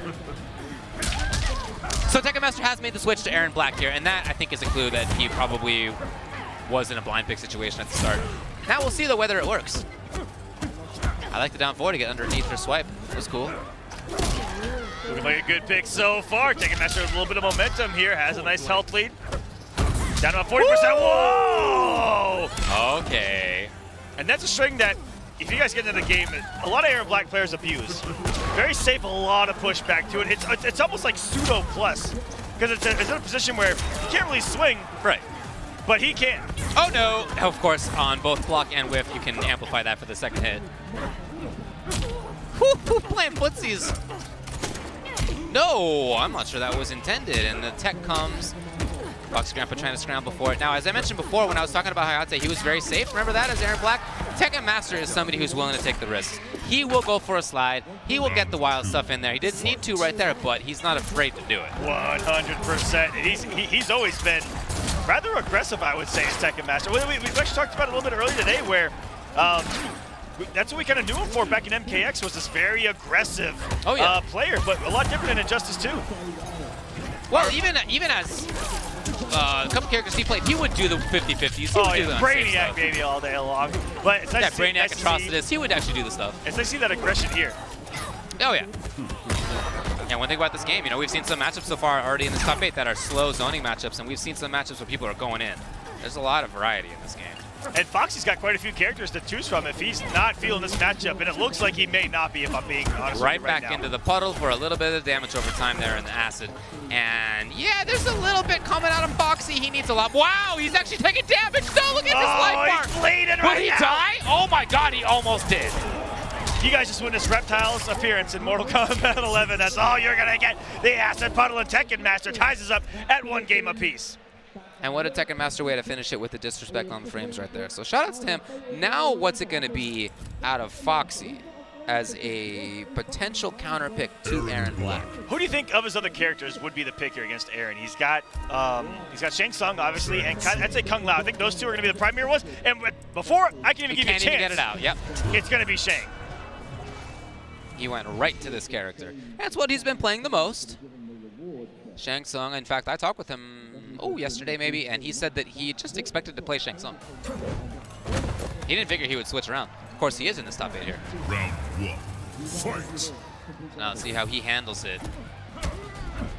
Tekken Master, as Aaron Black, is going to be able to get through projectiles with Scud Shot. This is a big part of it, but that corpse drop is not considered a projectile by the game, so he cannot counter that with his stance, which otherwise just automatically counters projectiles. Might be one of the reasons behind the pick. Oh, can he? Well, he didn't flawless block. That might have been the problem right there. Went for the low into low. He can also do an overhead there, although it's much later. Yeah, and being able to walk forward on that, I think he's character dependent, if I'm not mistaken. Ooh, gets the back 3 up 4. Right, I mentioned Foxy how he's Grampa, willing to what a take those pick. risks right there. Tekken Master just the slide. Yep. Just did it. Yeah, slide. Let's do it. Fight! Looking like Daddy Sub-Zero from earlier. Oh, get that out of your fingers. Come on. Come on. Put the spear down, Leonidas. That would be unfair. It would be. You can just pick stuff up off the background? Do they allow that? Got him. Trying to duck under, and that's a lot of damage potential. And there's no breakaway available, so that's a lot. What a recycle Oh, of the is acid. he dead? And this is Is max he dead? damage off it. That is absolute death. Yikes. That throw in particular leaves you on the acid for the entire throw period. The other one puts you out after a little bit. So that's max damage right there. For Tekken Master. Oh, whip Big punish. whip. Lovely stuff. That's something I expect out of Foxy Grampa is the ability to just walk right out and get the whip punish. Fantastic Foxy's player. Oh, massive hitbox on the explosion of Got the him. body drop too. Everyone expects the whiff behind them, and it most certainly does not. Trying to roll away from the mix-up, and Tekken Master had it scoped absolutely. He puts him into the dip yet again. Oh, man. Oh, here we go again. So there's a throw that kind of puts you out of it at the end of the animation. That forward throw, the back throw is the one that really puts you on the ground. Okay, he actually went for the amplification right there. Now it's coming down to the wire. And you know, and I was just going to say it, but yet before I could even get the words out of my mouth, it was the fatal blow. And that is always a threat at maximum range. As soon as it's there, it will go full screen. It's fast. It's a high. It blows through projectiles. Or, well, he'll absorb a projectile and keep shooting anyway. You know, that was a situation. I'm a little surprised to see Foxy Grampa being active. Yeah, it looked like the startup of a scroll. It looked like he was summoning the scroll too. It looked like he was picking it up, ready to drop a body. All right. But you're right. That's a huge risk. But you know, it's just a mental mind game between the players. You know, you can sit there and say, you know what, dude, do your raw fatal blow. I'm ready for it. I'm not gonna do anything. Or you can be active in that situation, like you said, is the surprise, and try to catch your opponent off guard. We blocked low just for a split. Oh, okay. Watch the legs. And that's what I'm talking about. He's willing to do it. That was incredibly risky. This time, Foxy Grampa was doing nothing at all. He just ducked right under the boot, the hammock, flying on down. Oh, comes crushing blow 2, and that's gonna be the kill. So smart to change that string up as the punish in that situation to do the damage. Shoots him, and now it's on Tekken Master to try to make something happen here. You see him moving forward. He hasn't taken any damage from that puddle. He's got special boots. Foxy's had this entire field or screen to play with as far as backing up Stoney's projectiles, but I don't think you want to do this for far too long, so you're going to find yourself in the back to the corner, blowing up the forward attempt too. A reminder, it is a high. Yeah, he got there beforehand. No, that's not exactly real. Again, the hammock. He's really enforced that banana or hammock mix-up. Plus frames, that down four is hard to stop in that situation. And the switch from Foxy, we got ourselves a counter pick war. 2-2 again. Game 5, back-to-back here in top 8. And I think we're going to see another switch. Nothing but switches. I don't know who I would like more in this situation than Tekken Master because he plays so many different characters at such a high level. And Shang players do talk about a matchup that they do not like. Okay. Geras. Okay. Shang Tsung. Guess what? Geras. Guess what? He went exactly as you expected. It's Geras. So in both matches, both between Samij and Tweety, here in Tekken Master and Foxy Grampa, we see the person who wins game 1 getting back to that character in the final game. Just going around the wheel. Round the wheel, man. Why reject Kronika's destiny for you? No one controls my fate. The grandest illusion of all. Oh, that's a good intro right there. Now, what about this is tough for Shang? I would think on paper, maybe just a sand trap. I'm actually not even 100% sure. I don't think that it punishes the up skulls from certain distances. Not 100% sure.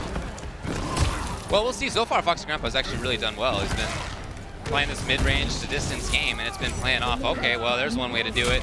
He's got the punish into a ton of damage, as you can see, about 32%. Got him, and he confirms it, of course. I would also think that anyone that plays any character would say that they wouldn't like this if Geras hits him.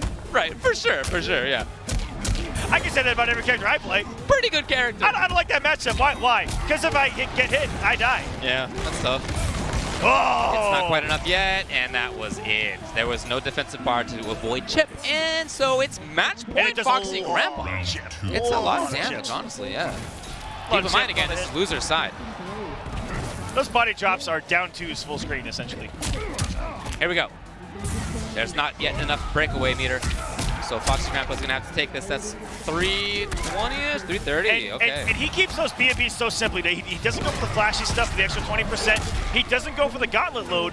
That's what separates him from a lot of the gear systems when it comes to combos and setups. He keeps it simple, but effective. Oh yeah, corpse drop is minus 22, so that should be a punish with sand trap. That's right, that's right. Yeah, we saw Michelangelo earlier today specifically switch away from Shang Tsung for that reason. Yeah, from Shank. He went to Sonya, and he got dunked by Geras. You know what happens? Any matchup, it can happen. Whoa, beautiful blow up of the gauntlet attempt here, and Foxy Grampa just a couple of hits away now. Can he do it? Oh no! He's gonna be a little bit of blow it. No! Guaranteed in that situation. Tekken Master sent us to a final game, final round. Wow, this is going the distance. This is great to see. Yeah, I love that this switch of characters has been each time. There's been very compelling plays. It's been back and forth a lot. Very cool match. But only one player can move on here to face the winner of Deoxys and Tweety. Interruption here from Tekken Master allows him to take his turn. He's coming in. Oh, yeah. Coming in hot the grab again. Yes. We call these Geras throw loops. Geras loops. It's what's for breakfast. He walks right forward, and he does get the confirm. Tekken Master takes some damage right there. Trying to move forward. Okay, the jump kick is a very difficult button to anti-air. Look at that interruption right there. How many times have we seen Tekken Master vary that string? What a block on the overhead there, too. Got him. Now, breakaway, probably. Yeah. Underneath! Whoa! With the back 3-2. Never seen a Shank actually attempt that. Oh boy, Tekken Master's bringing it down to the wire. He got it! This is probably it! Tekken Master, all he needs to do is get this one thing. Bam! And that Tekken is him Master moving on. getting the win over longtime rival Foxy Grampa. 3-2. Final hit. Final round. The whiff of the fatal blow is what separated it. Tekken Master advancing on the loser's side. Inching ever so closely to making it back to the grand final they found himself in just years ago here in Mortal Kombat. As you said, you know, a little bit disappointing that the non-US players were all in that little side of the bracket right there. Just kind that of small happened section, that way. and they all had to eliminate each other. So Tekken Very Master unfortunate. made it through from Bahrain, made it through Hayate from Canada. Yes. And then he made it through Foxy Grampa from the UK. So it's only Tekken Master remaining as far as non-American US players go. And he's been there before. You know, we saw at EVO 2016 that he did the same thing and he got the grand finals, as we were saying earlier. So he's still alive. And now we're going to head down to the loser side, bottom of the bracket. It will be UYU Deoxys versus PG Tweety. I also got to say, what adjustments after only a month or so, even less from Vianality, for Tekken Master to not only avenge his loss, but really trying to set himself as the premier player outside of the U.S. Absolutely. He's, with the showing here, the people that he's beaten, he's trying to put himself in that same position that he was in just a couple years ago in Mortal Kombat. And this is going to be a slobber knocker. This is going to be a barn burner. Oh, yeah. I'm expecting Jack out of Tweety in this matchup. Okay. Having that Okay, that option makes sense. to stop the 4-2-1-2 shenanigans. Because you know for Deoxys it's going to be Geras. That's basically guaranteed right here, even though he plays a lot of characters. When it comes to tournament play, especially when things are on the line, he just goes to Geras. And in fact, you know, I remember maybe at Combo Breaker, maybe at CEO, I was talking with Tweety while we were watching Deoxys go to Geras versus a Jackie, and I asked Tweety, like, why is he doing that? Isn't that one of the tougher matchups for Geras? And Tweety was just like, yeah, he's a nut. I mean, that was his response. Again, in that matchup, it takes away one thing. Yeah. Okay, so she can duck under part of the string of the forward 2-1-2. That is that 3-hit mid-punch thing that we see him do all the time. She can get under it. She can punish it. Now, she can also punish the sand trap from pretty far away. Her in particular punished it the hardest out of anyone in the game. She hit, I think almost hit 600 off of that punish if there's no breakaway. That's insane. But I think once again, it's Geras. If he gets a couple of hits, yeah, it really doesn't matter at the end of the day. And as we've seen, there's plenty of other tools. I mean, you don't need to always do that one string. He's got a bunch of good buttons. There's throws. There's 1-1 mix-ups still to come. There's 2-4 mix-ups. Now, at a really high level, especially off of a jump-in, a lot of Geras' options can be taken away, but the opponent has to show that they know how to blow it up. Right. So off of a jump-in, Jackie can blow up 4-2-1-2. Off of a jump-in, you can flawless block 1-1 and punish. Off of a jump-in, there's 2-4, which is confirmable, but also flawless blockable and punishable. That's right. So really, that doesn't have too many options off that, but the opponent has to show that they can blow up all those options. Oh! Whoa! So I'm telling you that the future of this matchup may be in back 2-2. Yeah, okay, sure. It's good. Also hit confirmable into the choke. Yeah. Safe on block. Yeah. Mids. Yeah. But I'm not too sure if we're that deep in the evolution of Geras. Well, look, Deoxys seems like he's handling things fine. Oh, he's loading the gauntlet. Oh, yeah. Oh, what a duck! All right, I see that. Tweety just overextended, was hoping to catch the end of that gauntlet charge. Did not work out. Now, for those of you at home, why you see Deoxys go for that gauntlet charge very early in a match is that the longer he charges it, especially the max charge, it's that gauntlet, any move that utilizes that gauntlet is going to do extra damage. Speaking of, there's that big old backbreaker. And there's a very weird, Waste my time. I don't know, property to it, in that when you're in a temporal advantage, when Geras freezes you, anytime he hits you with it, it's not going to go away. Right. Whereas if you utilize a move with that gauntlet outside of it, that buff goes away. So he can really stack damage and annihilate a health bar with it. Well, right now, Geras is caught in the corner. I spoke too soon, just like that. He's out of there, and that. And now look at here. Bam! Bam! And exploded! And he went for the reset, too! That was kind of dirty. Ton of damage into his standing reset as well. Yeah, that's pretty solid. That was over half health in that setup, by the way. Yeah. Meterless.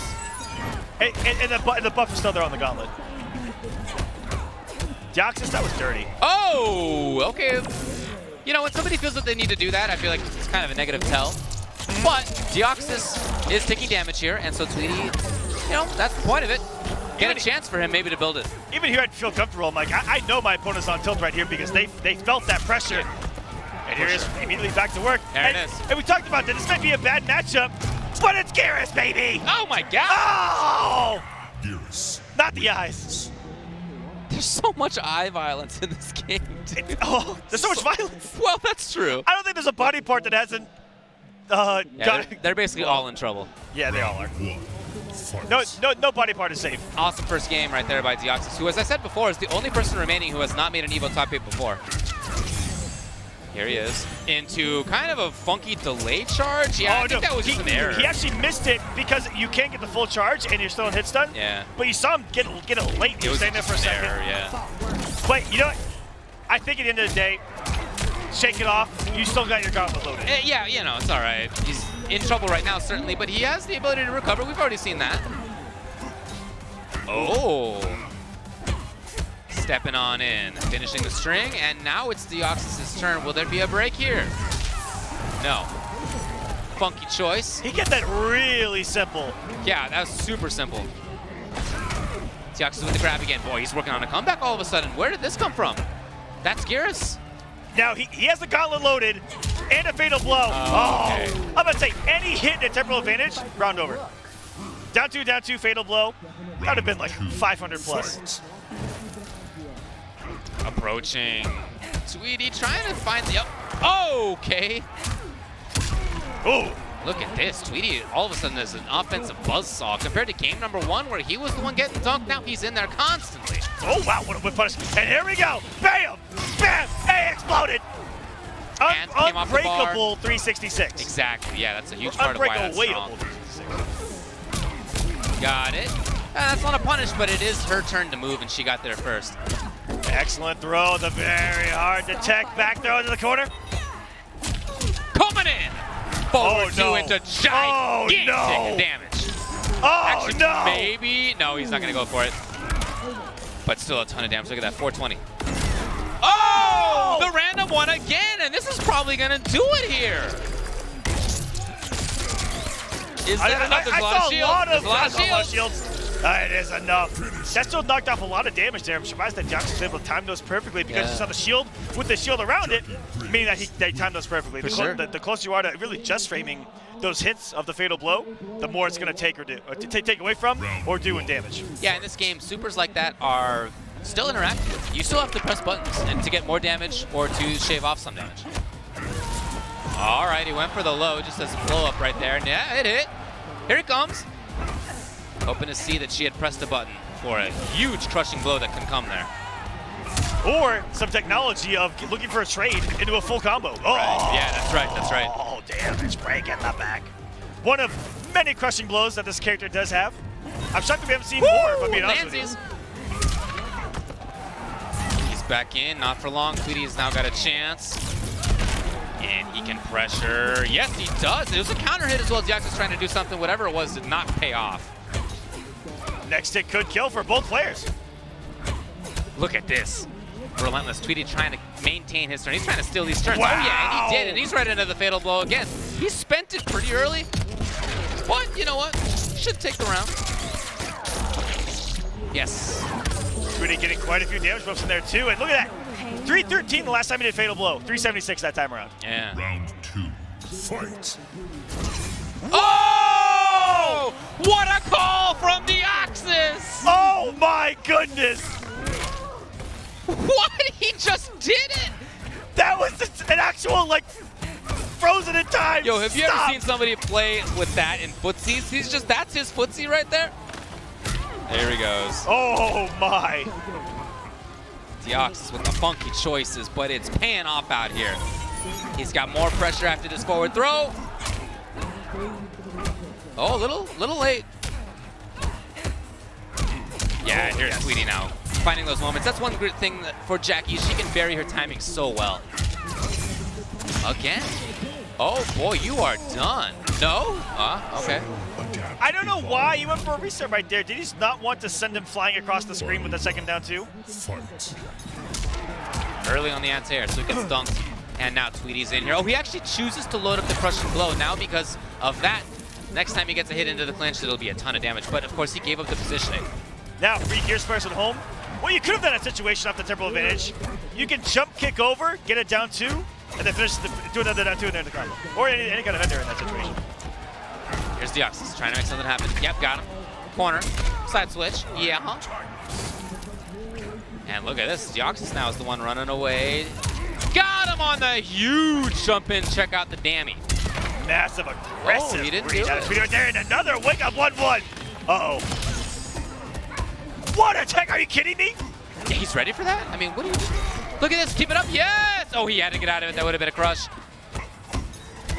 Deoxys. Oh, with a scramble. Boy, it's like the reverse of a scramble. Neither one wanted to press the button. He's got it on the and landings. he's ready for another one.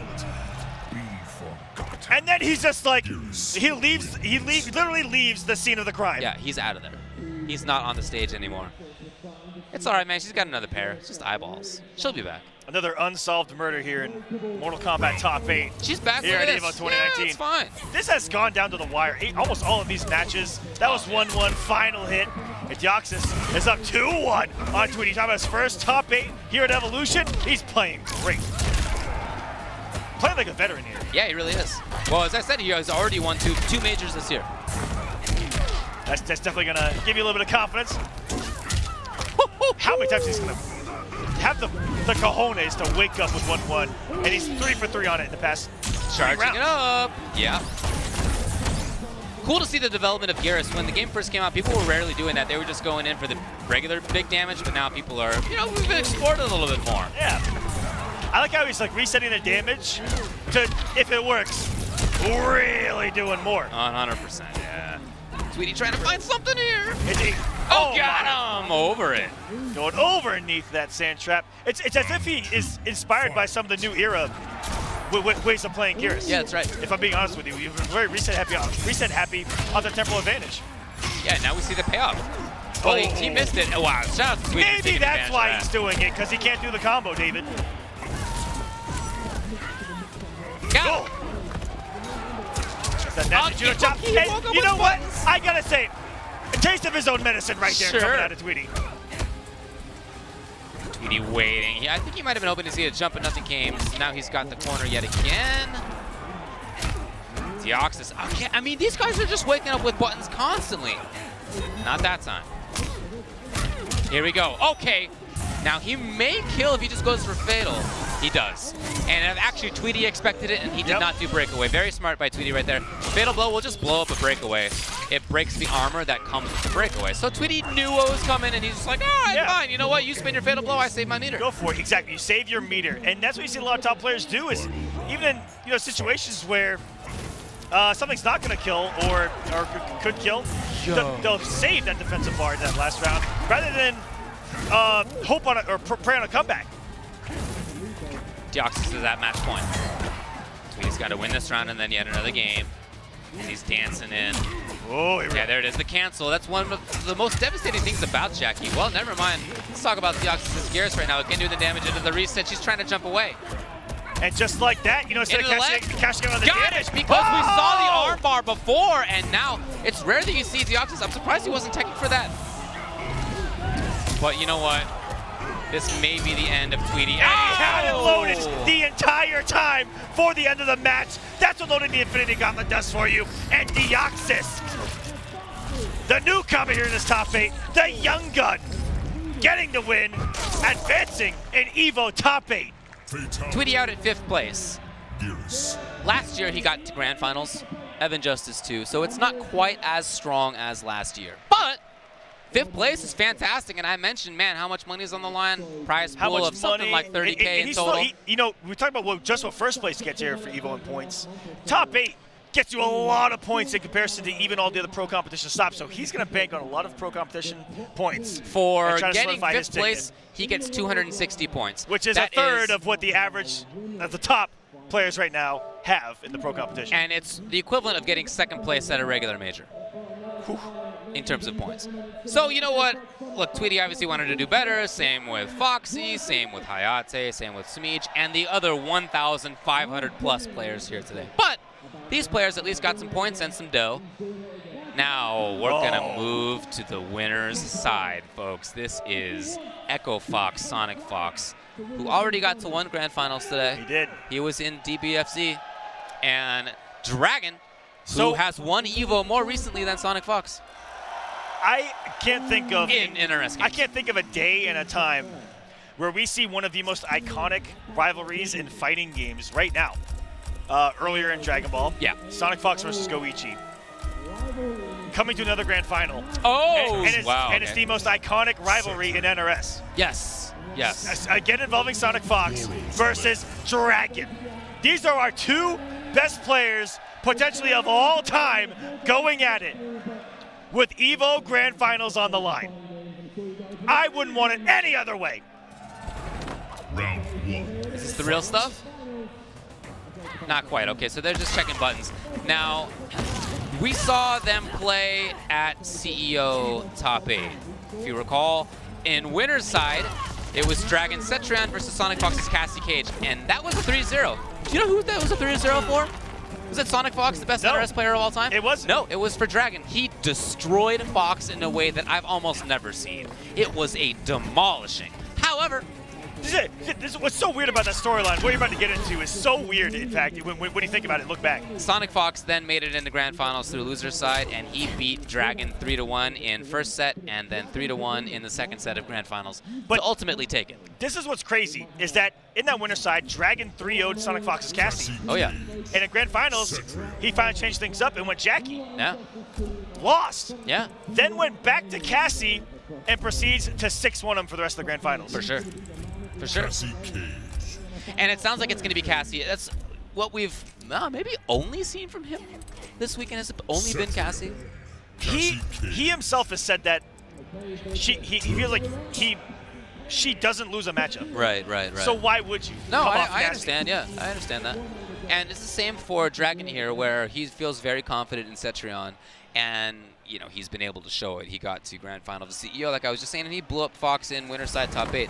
So now we have winners finals of EVO 2019. Do you remember how he did that? A lot of savagery. Wait, do you remember how many wake-up jumps came out of Dragon in that set that he won? That dude was active. He was crazy. He was out there. Pressing buttons, moving everywhere. We're gonna see what it comes down to here. Let's go. Winners finals. Mortal Kombat 11. Fox, Dragon, as you said, maybe the two best, certainly in recent times. Fox's Dragons, oh my. Punish, yeah. That is a really fast shoulder right there from Cassie, but pretty unsafe. And now Dragon's got the corner. If he wants it, does he want to maintain it? No, he'd love to just zone out. SonicFox likes to use that to punish that wall in that exact situation, and also really punish any projectile she tries to throw out. It's gonna beat up the startup of the photo throw. It's gonna potentially hit it. The Hell's Wrath on activation. Dragon talked about that at CEO. Throw SonicFox with this up close, in your face, mix-up pressure that really sealed the deal at CEO. Look at this. You'll notice there's not a lot of damage each time for SonicFox the way that he plays Yasuo Queen Cassie, but it's all unbreakable because it's not a launch, it's not a juggle. And that means that you're just getting consistent damage. Oh my god, how many times? What's going on here, Dragon? Okay. No! Oh! And then it was anything. Anything Fox wanted. So he's of the belief that Cassie Cage has the best mix-up right there with throw and 1-1.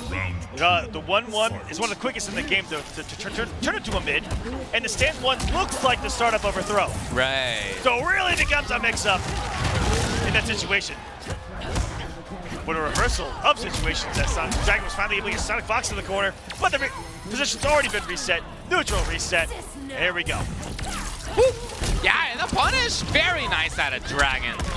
And he's keeping it unbreakable himself. He's right back into the next. Wow. All of that hit. That was funky right there. Didn't need to be like that. That was 2 American resets in one chain of events, not even combo. Got it. Gets the knockdown here. Fox pressuring. Oh my, interrupted. The slight delay into the buttons right there. Clap. Ooh. That's what Dragon would like to see. That's very active in the movement right there. Her dash is top tier in Mortal Kombat. Dragon trying to find something. Forestall this. Ooh, did come off the bar there. Yeah, Sonic, very funky right there. I don't know what that was about. Into the grab, it's not enough. Dragon, he's trying to stay away. You can feel it. Oh boy. So scary, you can breathe wrong, and that should do it. Into the fatal blow. There's no Samichas here. That was fully correct.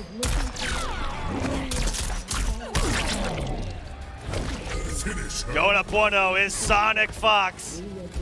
And you could feel how Dragon was concerned. Yes. You could feel it in his gameplay that he felt like he needed to back off, he needed to teleport away. Towards the end right there, it's almost like he knew it was coming. And a little bit of a history lesson between these two. Dragon for a year and a half straight in MKX ran into SonicFox so many times in these situations. Didn't beat him for almost 2 years in his competitive career, early competitive career. That's right. And he got over that mental hurdle very late, right before Injustice 2 came out.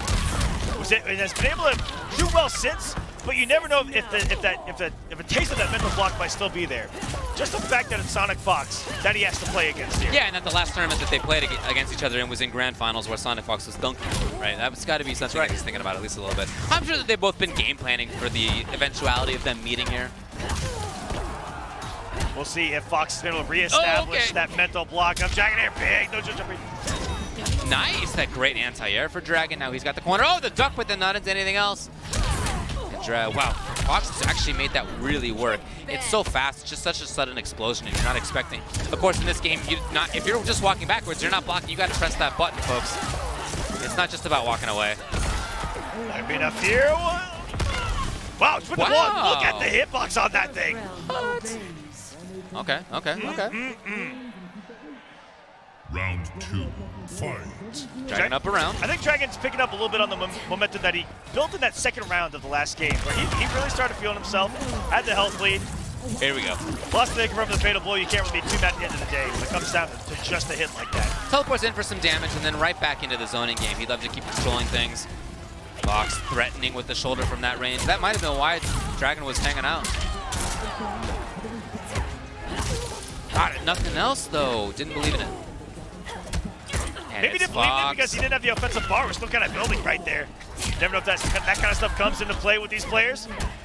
Tough spot to be in here. Whoa! Yeah. I say that as you get there. Why? I love that he got out of the corner first. You can't break away when you're just hanging out in the bubble up there, so that was a free escape. Yeah, good damage. No offensive bar. Life alert here, and just the swing of the forward four gonna do it. I love my toys. He's really made the mix-ups work out with a character in Cassie who is not somebody you look at and just checking out her moves. She's not built for that, but as you said, she nevertheless has really strong mix-ups. Yeah, she's really similar to Kung Lao, where the throw is what opens up so much else. I love that punish. We just didn't get anything else. And now it's Dragon putting up the wall yet again. There it is. Hey, chase down, Fox. Oh! Got it. Crushing blow, too. That's a lot of damage. 328. And here we go. Doesn't even have to keep it unbreakable. Doesn't have to worry about it. He's a big crushing blow. Breakaway comes instantly. Wow, did Dragon whip confirm right there? He definitely did. Yeah. Lovely. Will it matter, though, because he's way down in life right now. He cannot take punish. What? Oh, no! What happened? Dragon, of all people to screw up in that situation, that high-pressure situation, is something he's typically so strong in. But right there, he did not get the punish. Actually, twice. He got that forward one and then nothing else. There were two opportunities where he could have had a bigger combo. One on a punish, and one was just kind of in footsies at some point. Is that the mental position that he's in right now in Winners Finals against a nemesis in SonicFox? Wow! SonicFox with the reactions to start off this third match. Trying to get aggressive there with Dragon, but SonicFox shutting that down real quick and answers with an anti-air of his own. For a lot less reward off it when it comes to Cetrion. Both of these characters aren't going to do a whole mess of damage on you. Right, yeah. They both are really more about whittling away the life bar, but they're great at that. Whoa! Okay, he actually could have amplified and gotten the crush. Would have been cool. Hard to have seen that. Yeah, I imagine that's incredibly hard to see on the fly. for sure, yeah. That's like hit confirming single normals. Yeah, I mean, Whoa! easy for me, but for these guys up here at EVO Winners Finals, you know, they gotta get good. It's Dragon with the pressure now. Backing off, just using Hell's as his pressure tool. I mean, he's done a great job. We talked about whittling away the life. He's really done that well in this round. Straight hits at a time. Oh, that's punishable, yeah. Nice stuff by SonicFox, who's saving it. He's got Fatal. Okay, again, it's the opposite of a scramble, but, you know, Cassie's got a nice anti-air stand jab, but Cetrion's jump kick is actually really good. It is. It's got a great hitbox on it. Something I'm surprised I saw there, and something that might be kind of new is that SonicFox falls and block that wall. Yeah. And punish it grounded to, again, keep with the mentality of this character just does a lot of unbreakawayable damage, and just everything she does is unbreakawayable. So he's not going to do the up two to launch in that situation. Escaping SonicFox, you know, almost certainly checking to be maintained in the corner. Probably what Dragon was looking for. And he is working on taking at least one game here. He's not going to get squad douche. That's what he's trying to say here. SonicFox neutral ducking. And he's approaching. You can feel the scramble. Good patience there to Dragon. But oh, into the active frame, SonicFox goes. Just a little bit too early. Like I said, you could feel that he's starting to scramble here to try to get the kill. He breathed wrong into the active frames, that bad boy, and onto the board goes Dragon here. Can he do to SonicFox what he did to him in that grand final and make a comeback? As you said, in that grand final, after the first game in which Fox lost with Jackie, he switched to Cassie, it was then 6-1. So even in that situation, Dragon did take one game. He didn't get completely blown out. But, you know, he wants to tie it up here at a minimum. He wants to get into that Grand Finals on winner's side. That's what's on the line here. Doesn't want to start to this round here. Dragon, I think he's establishing himself quite well in this match. Got it. Out of the corner. Yep, naturally. And we've seen that sequence before, swinging out of the corner with that forward 2-3. Confirming into the geyser. Here's Dragon, and he actually is pressuring a throw escape, of course. Trying to maintain corner control. Fox knew it. Nice blow up with the stagger there. Lovely breakaway. No. What's scary about set rounds 1-1-1 and 1-1-2 is that it's so good to stagger every stage of it. And you have to guess which stage they're going to stagger at. That's true. Whether it be +3, I think 0, or -2, somewhere along that lines. Oh, Dragon threatened with movement. That was very funky. SonicFox did not take the bait. He's got the grab. Eat a fat one. Okay. Whoa, Cassie, Okay, chill out, lady. Trying to get the anti-air, and that's usually so good, but shout out to Cetrion jump kick floating right over it. Good harassment here, and how these two have been able to fight themselves out of the corner has been nothing but brilliance. There's a flawless block and flawless punish. block. Yeah, lovely stuff right there by SonicFox. Oh, could have a bit more, but he's right back into the mix. Dragon's in trouble in the corner. Okay, oh, out of there, yes! He did not do the follow-up, worried about flawless block and then the punish. Very interesting, very interesting. So they're varying that right there. Look at this, Fox. He's in the corner now. Whoa, with throw, nice. He's the jump kick talked about. It's actually going to give SonicFox a little bit of trouble here. With the down forward, going to send us to match point for SonicFox. Can he get into Grand Finals on winner's side? That's what he wants. Has not won Evolution 4 NRS games in 2 years. Yeah, again, what a scrub, right? Can you believe not winning Evolution for 2 years straight? The audacity. One of the absolute best fighting game players ever. Load a whip punish. But still nice an EVO champion in that time. That's right, yeah.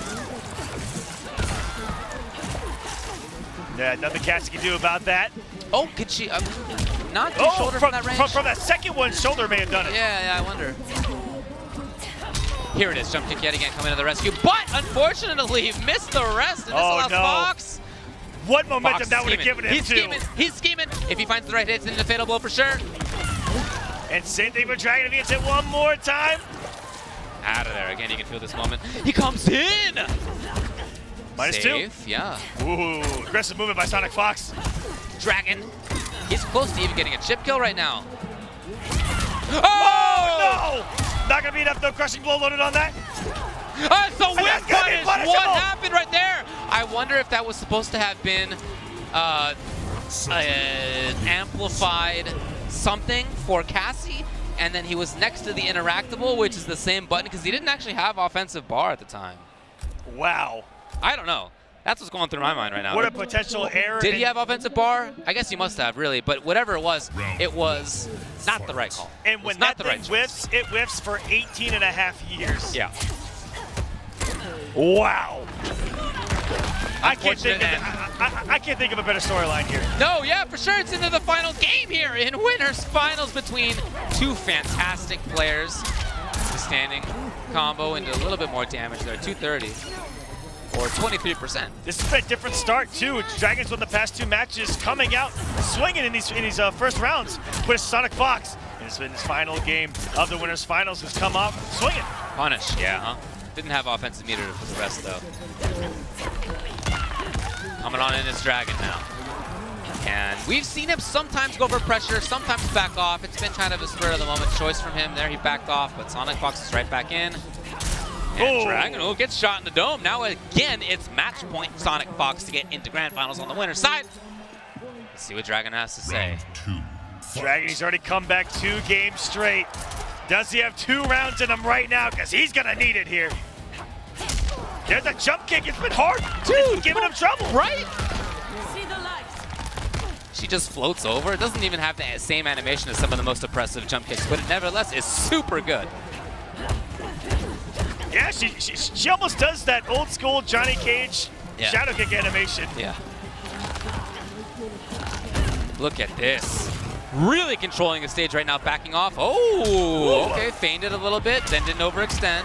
What's scary about that sweep, you saw SonicFox kind of fall for what the animation does. It moves her really far forward in the low kick, and then she like sucks back into where she first started. Lovely jumping right there. Couldn't complete the combo, unfortunately, but hey, he's right back into this. Dragon has no defensive bar for a wake-up here. He tried to press, but no punish!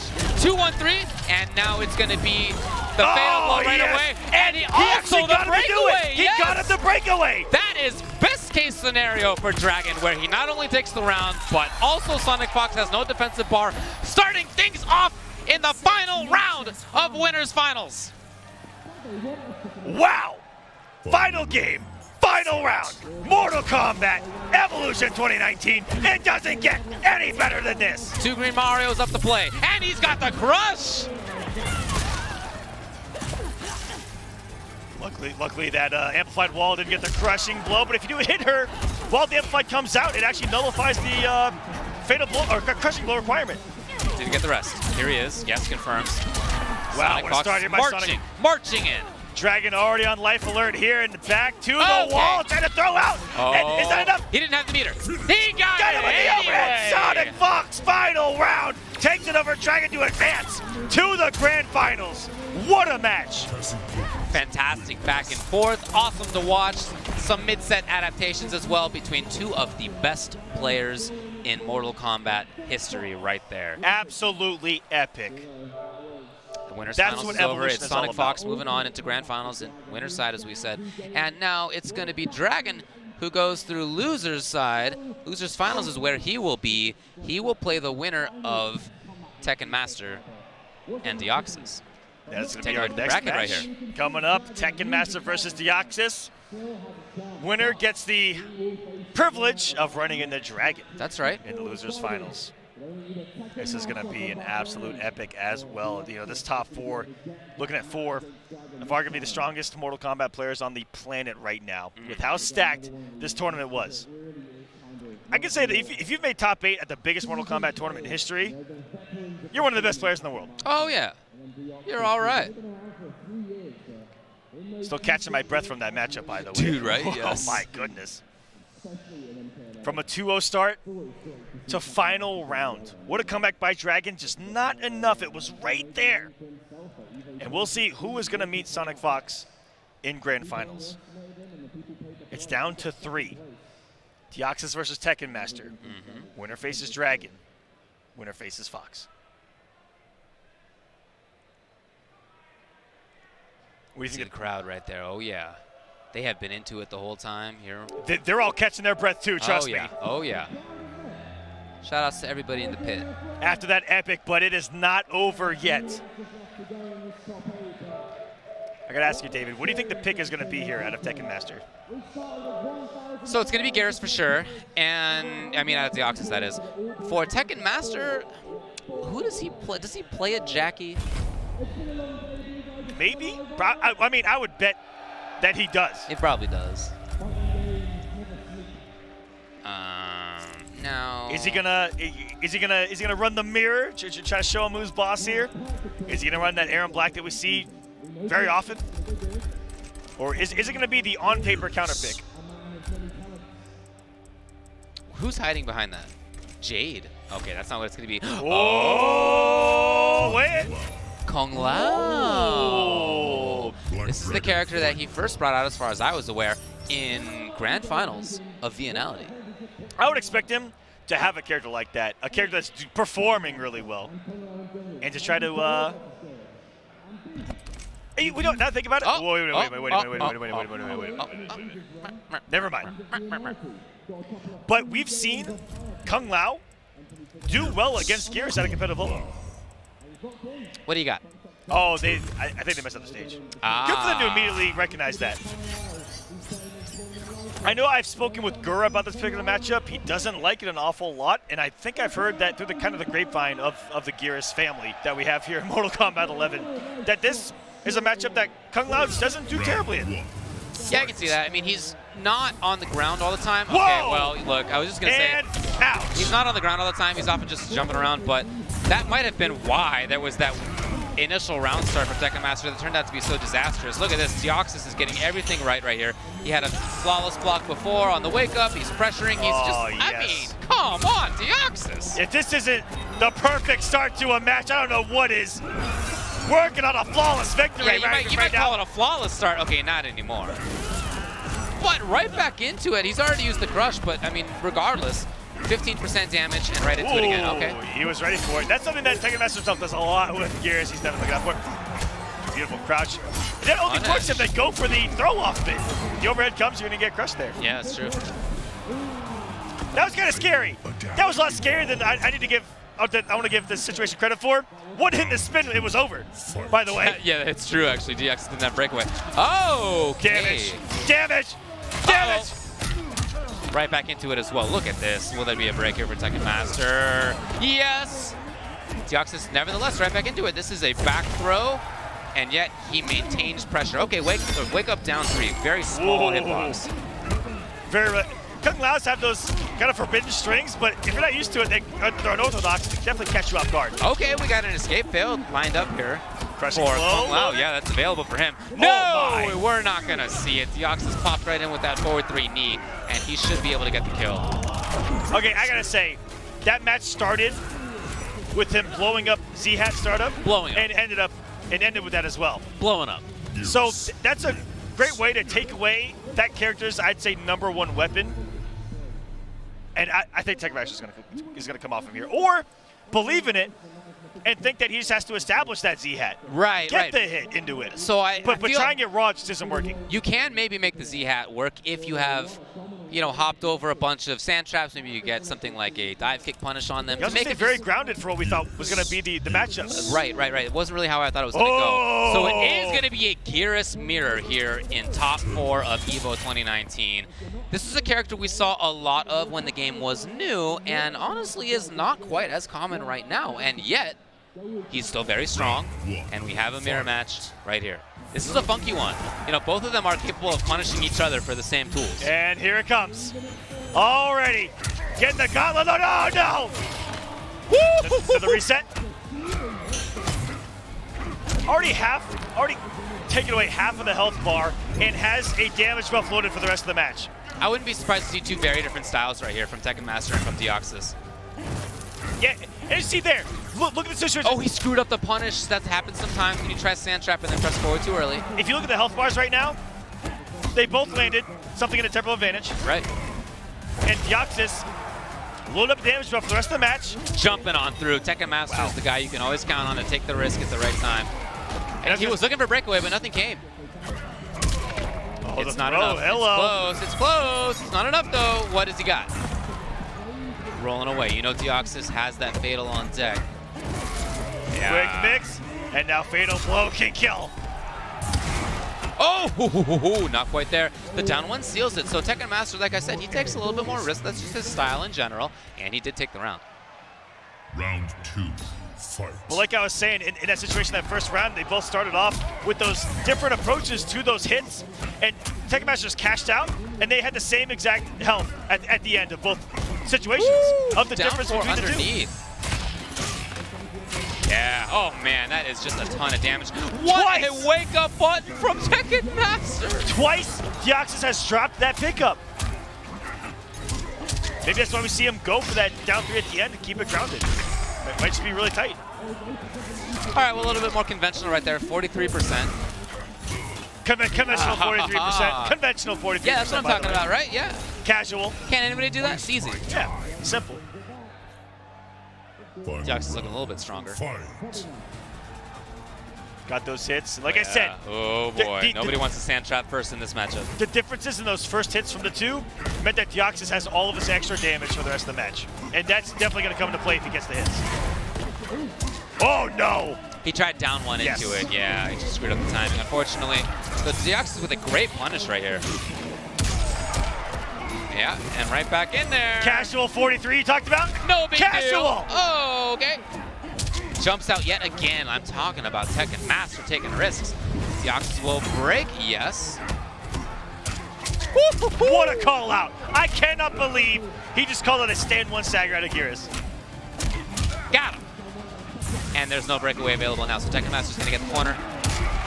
Gonna get pretty good damage, and he's got meaty as well. There's no, will he get it? He just got got to confirm the combo. He's done this 1,000 times. And Tekken mastered the more conventional approach to the character, paying off there. Deoxys trying to get a little more flashy. That drop cost him so much. And early on, just wasn't able to get that damage out there. Again, a little bit riskier of a style from Tekken Master. But yeah, in terms of combo roots, and very setups. traditional. Yeah, right. Traditional. Game's like 3 months old, but that's what we usually see. And Deoxys has been bringing some interesting stuff. As you said before, something we were used to seeing at a new era, the other gears. Yes. You know, this game's been out for 3 months, but we've already had like 100 tournaments for the game. We've seen quite a lot of all these games. You're right. And shouts how active that the community's been. You know, even outside of the pro competition, so many events out there that are happening. Try to get in there in time, not quite on the roll. Again, the jump. The jumps have actually been killing Deoxys 3 times in this Gears match. Tekken Master has jumped out of either on Wake Up or in what should have been Deoxys' turn. If we either Wake Up, jump like we've seen kind of develop throughout the games. Early development say, whoa! 422 from downtown. Not a lot of people know that 422 does track about 3/4 screen. But what's cool is if you try to finish the string, he just whiffs like the air to end it, like you saw there. It's too far, yeah. And Deoxys this time with the jump in read. Didn't have any offensive bar to try to get anything going. Didn't have fatal. Oh! Wow. That's right on the dot of if he can get all the damage. The a lot of shields. There. Yeah, there's a big shield. And it was enough right by actually the pixel? Right on the dot. Wow, okay. Round 2. Tekken Master's Geras, his counter pick with the mirror match. Didn't get the rest, that would have been cool. Now Deoxys is the one to interrupt. Oh! Whoa! One hit! And look at that life deficit right now.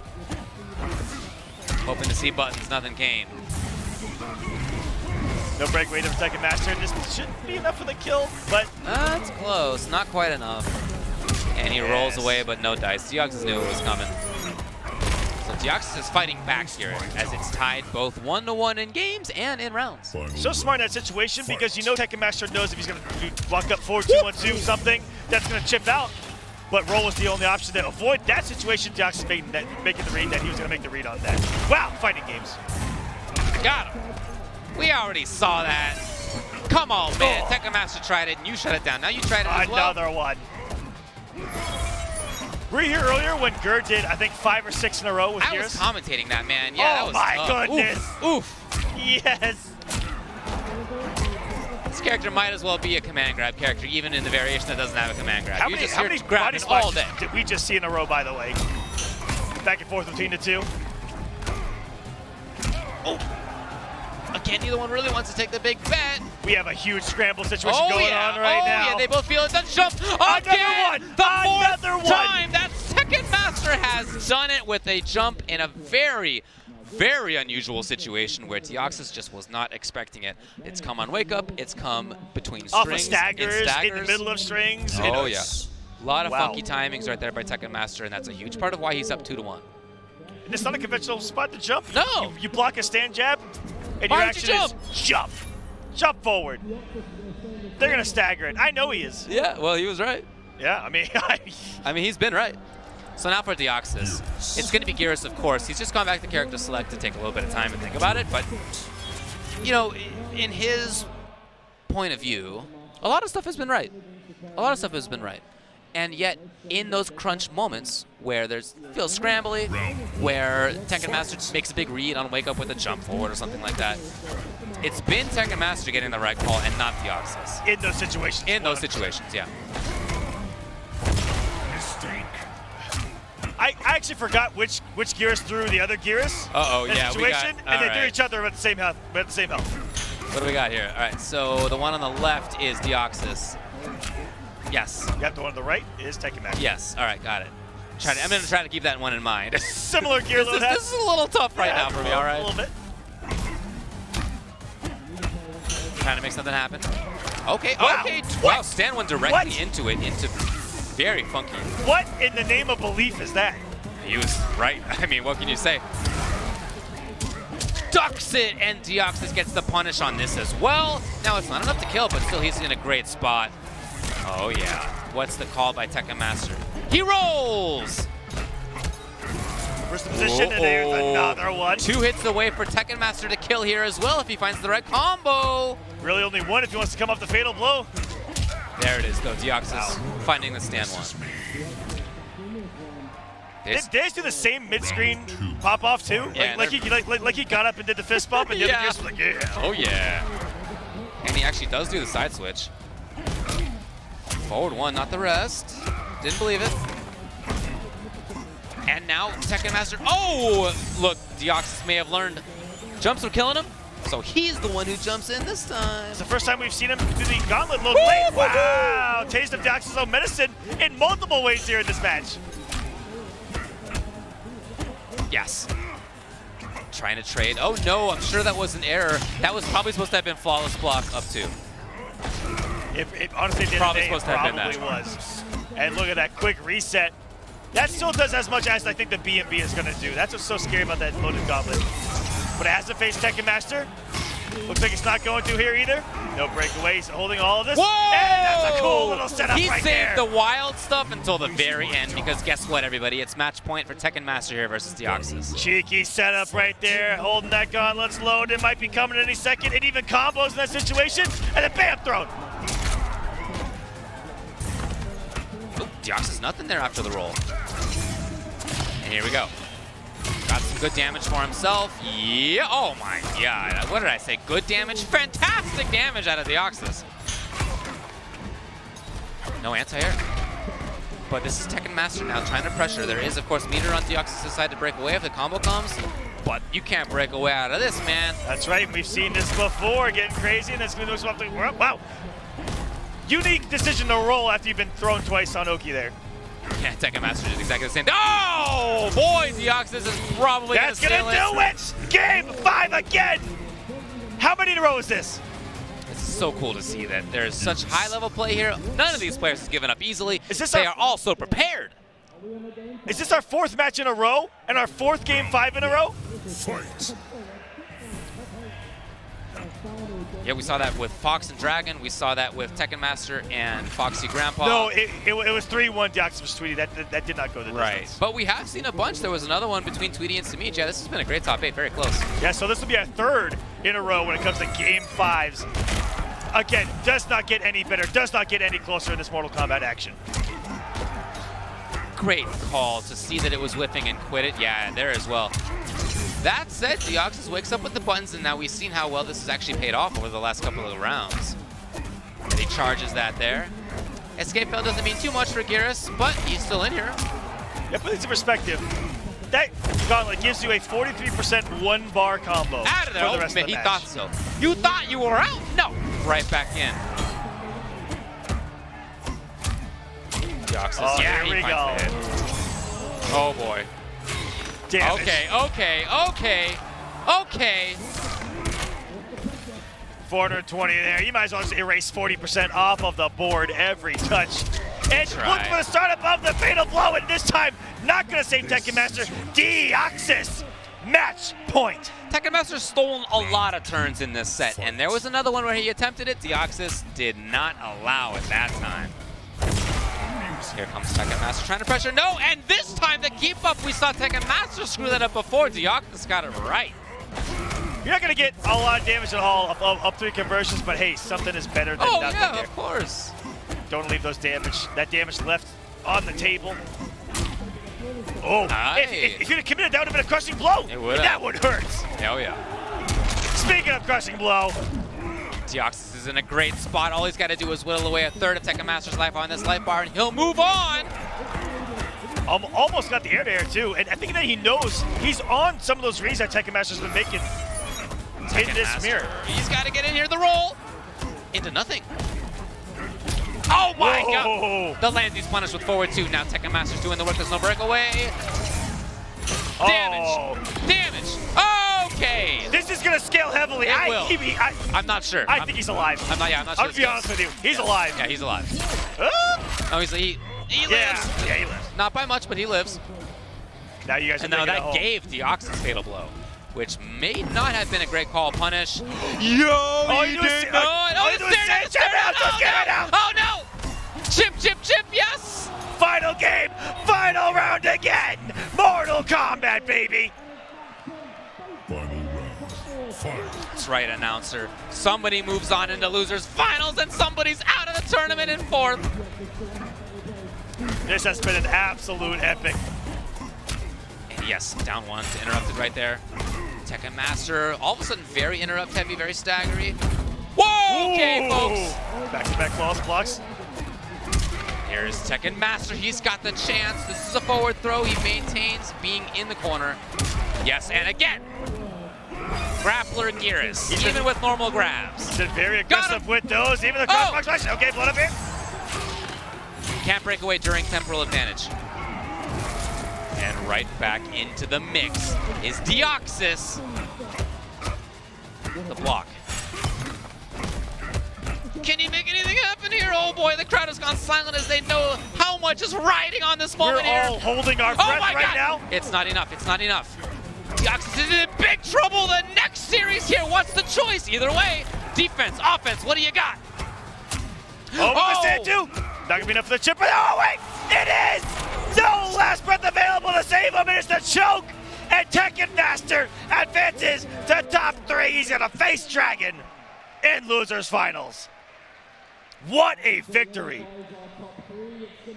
You know the moment's big. When the crowd goes from being uproarious and loud and yelling at every opportunity to pitch silent. They were on their last breath. They were, oh man, they were quiet as could be out there as the moment hit them, and Tekken Master's the one who took advantage of it and moved on, and he will play against Dragon in the next round. Hats off, though, to Deoxys for being such a strong competitor. This is somebody who is young. He was on the come-up towards the end of Injustice 2 when he did win some tournaments by the end of that thing. And in Mortal Kombat 11, from right out the gate, he's been one of the absolute best players in the scene. Absolute best players in the scene. And making a placement here like he has, it's just such a great look for his future as well. In this scene and in fighting games in general, is that he is off to a fantastic start for how young he is. He is one of the best up-and-coming players of our scene. Just like we see so many young players enter our scene, this is a golden age for Mortal Kombat in our scene. That I can't wait to see us potentially grow even more. That's what it's all about. That's right. Oh man, Skullgirls it's so great that they are still putting Skullgirls on new spots. They're still finding some places that Skullgirls hasn't colonized yet. I think that is awesome. Definitely give this thing a try. It's been out for some years, and in IMO, absolutely one of the most fun versus fighters that you could want. Gaming Generations as well is a big, big help. Not just at EVO, but at many different tournaments, providing a lot of the equipment, rentals, and services, as they say right there. GamingGenerations.com is where you can find them. Also have booths at all the major tournaments too, where you can buy some merchandise, some really cool swag there. We've also got DX Racer sitting in one of these bad boys right now. Very comfortable, keeping us comfy here in this top 8. 20% off. Store-wide, USA and Canada. Use code EVO2019 to save 20% there. And here we've got China Gaming Market Solutions, licensing, distribution, and retail, event, venue management, esports, the whole works. Check out China Gaming Market Solutions. Ooh, these are very nice. You can go to ConvaUSA.com and use code EVO2019 to get 15% off site-wide. I got this drone down here. I got some other stuff from them as well. By the way, that bag is really, really sick as well. You can port it around. A lot of people I know use that. I've got that beautiful Obsidian sitting at the house. There you go, man. All right, guys, we're going to be back with some more Mortal Kombat action, but a big shout at EVO 2019. I hope you're all still out there. I hope you stuck Absolutely, around. let's go. We've got 2 more matches of Mortal Kombat for the night. Losers finals coming up. We're going to have Tekken Master going up against Dragon. Winner gets the privilege of facing SonicFox for Evolution Champion. This is 2 very interesting potential storylines to go up against SonicFox, but before that happens, we got to get through the losers final itself. Dragon has been an absolute buzzsaw versus every human alive over the past 2 majors, with the exception of SonicFox. Yes. He's the only guy who's been the problem for him, and now it's on Tekken Master to prove to Dragon and to everybody else that he too can make it happen. Of course, it's Cetrion. And among Tekken Master's big gaggle of characters, it'll be Gearus. That is your sole purpose. But not my sole desire. He wants more in life, including to get into grand finals, but first he's got to beat Dragon. Looking at this matchup and talking to people out in the crowd before coming into this, what's so cool is that either way, whoever wins, we're going to have an iconic grand final. Yeah, absolutely. We're either going to have Dragon versus SonicFox in the run back, or we're going to have Tekken Master versus SonicFox in the run back, like we've seen years ago. Very interesting movement so far in this matchup. Because both jockeying for position, both on wake up as well, rolling a lot. Got him. There's no breakaway. This is going to be some damage. Oh, he just built it actually right then. He lives on too much. Nice crouch there. Getting a punish. Not a whole lot there. Setzer, not a big punisher herself. Just gonna kind of whittle away her life. Oh, he's been seeing down 4 into Sand Trap the entire top 8. He really has been watching him do it the entire time. Yeah, some people when they're in their top 8, they're just gonna be on their phones while other people are playing. This dude's paying attention. You can see it. Oh yeah, take it. You know, if he is on his phone, he's actually writing this down. Yeah. He takes notes. Yeah, I actually he'll look wouldn't at be matches. surprised if he was doing that. Yeah, yeah. He definitely puts in that work. Oh, getting jump heavy, and there it is! Off of a jump and only 1-1. Flawless, blockable, and blown up with the up 2 by Dragon. Wow. Beautiful display of knowledge and execution of the match. What? Got him. What can you say? That's the second time we saw Dux do it against Tekken Master 2, where he just did a stand 1, believing to hit him out of like a 4-3, something, I don't even know. Dude, Dragon's defense and offense are both incredible right now. Look at that keep up! Oh! Up an anti-air down 4. He's a madman. Oh, you know, Tekken Master, this is in game 1, but I feel like he's in trouble. The way that Dragon is playing right now is like he cannot be defeated. Look at that. Almost had to pick up 2 on the anti-air wall. Looking to blow up the wall. There's no defensive bar. Look at that. I mean, that was Master. Wow. His offense. That dude did dash forward, forward 2. And Tekken Master got hit by it. I mean, that's everything is working for him on offense. On defense, he was poking out of staggers. He flawless block up 2'd. He knew exactly what was coming. Yeah, he did. He looks prepared. Oh, yeah. That's what Dragon is. Oh, yeah. As a player, prepared for anything, prepared for these players, these matchups. He is my favorite when it comes to asking him and learning how he labs for these tournaments. You can see him on the left side of the screen right there. And Tekken Master's on the right. Now you see him carving a path through the character select screen, wafting one way to the other. Will he actually lock in? Yes, he does. So he thought about Sonya. He hovered over that for quite a bit while we had the players on stream. But he goes back to the big boy, Geras, who just did so well for him in that mirror match. Most certainly did. Yeah, what a mirror that was. Game 5, final round, final hit. Round 1. But if there's a Setzer player, and a player in general that I think has the most Geras experience, it's Dragon. He has had to fight this matchup since day number 1 here in MK11. No, of course. And early on considered a tough one for Setzer, but I have not seen it even since day 1. Sounds right. I don't know about you. Oh yeah, I agree with you. Did that for Sand Trap. And that probably worked Oh my God. because it was on hit. And it's probably plus enough to guarantee the Sand Trap. That was from way downtown in that wake up 2. Then that's not invincible, but it's just so fast and it goes so far, and you get great damage out of it. 325 just like that. Staggering here with 1-1 and backdashing into the wall, blowing up a poke attempt by Tekken Master right there. And he probably won't. Oh, he did actually spend the crushing blow. Okay. Now he wouldn't have killed if he hadn't done the crushing blow. Yep. But you know, he might have thought he could seal it anyway. Anyway, he just went for it. I understand. He wants to get the W. Ooh, the clothesline on that 4th row. Breakfast, another one. He's been really throw happy on those throws as well. Really showcasing what that loop is all about with this character. We saw him do back-to-back throws against Deoxys multiple times coming into this. Ooh. Trying to jump away.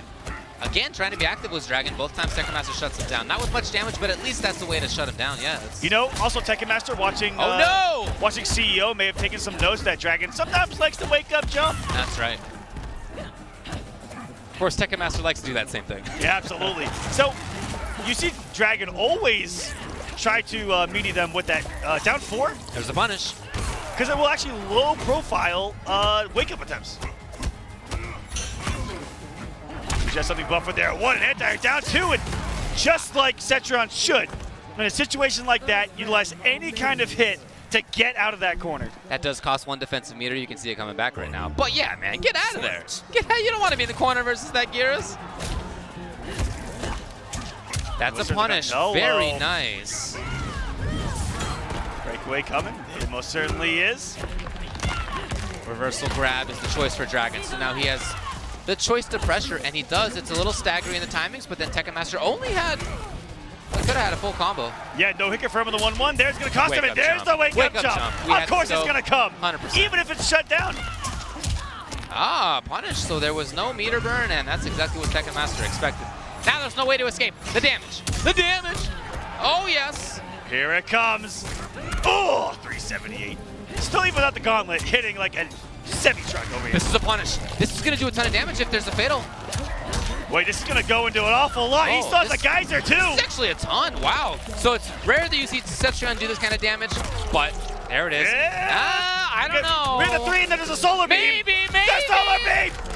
It's not very effective. 1 hit remaining and going into the Hell's Wrath Dragon. 2-0 in this loser's final. That's such a cover-all option right there. That Hell's Wrath into the amplification just to cover all. If there's a roll, yeah, beats it. If there's Geras just sitting there, fine. It's, you know, no big deal. Ooh, you see Geras sneak past the wall with that forward 3. And through the boulder, apparently, too. In my head, this doesn't feel like a blow-up, and yet it's 2-0 right now for Dragon. That first game felt like a blow-up, but that last game really felt a lot closer. Yeah, very close. I feel like it definitely could have gone either way. Yeah. But talking to Dragon before this match started, he was very confident, very poised. He said that the nerves aren't there. Okay. And oddly enough, he said, wow.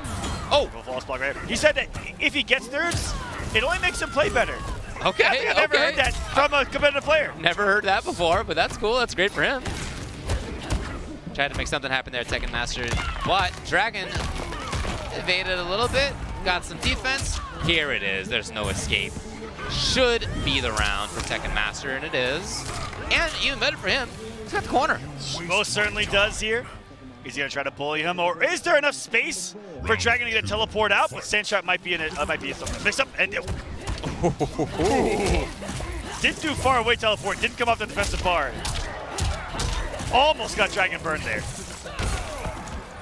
30%.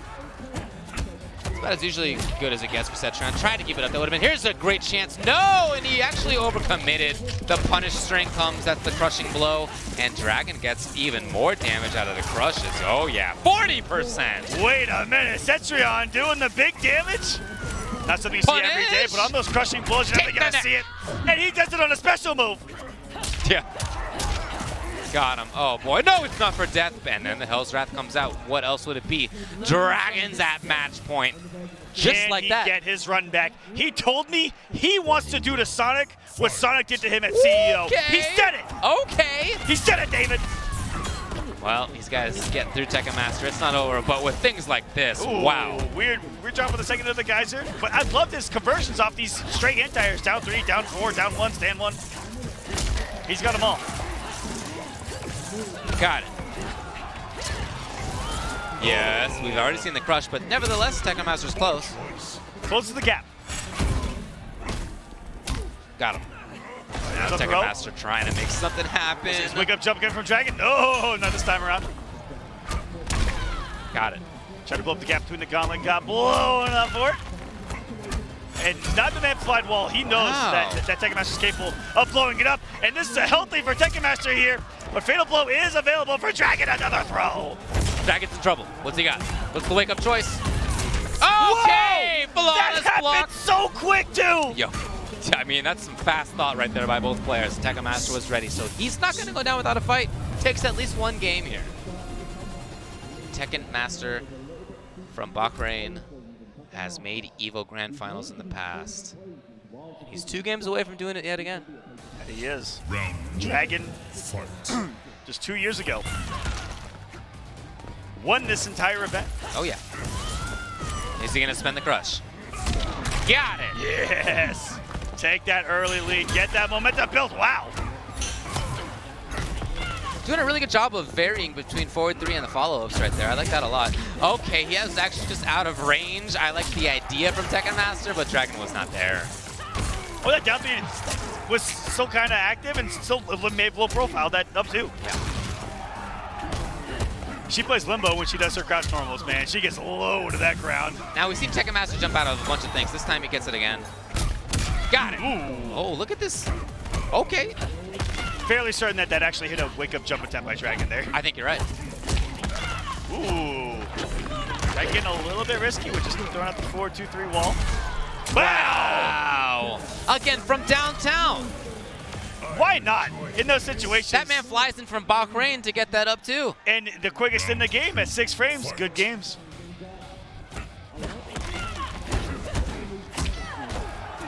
Tekken Master really is establishing himself in this loser's final. Being down 2 games, match point against you, and to stay alive, what momentum that could give you. What a shifted, what a tectonic shift we're gonna see here. It really takes some fortitude. Oh, there is a punish on this. No breakaway, okay, finally. This is a chance now for Tekken Master. Yes, underneath it was Dragon. He's got a chance to pressure. As Tekken Master has no defensive bar, which means no more falls, block up 2s, no more wake-up attacks, no more breakaways. Really good recognition of that whip. Didn't leave himself punishable there on the 4-2-1-2.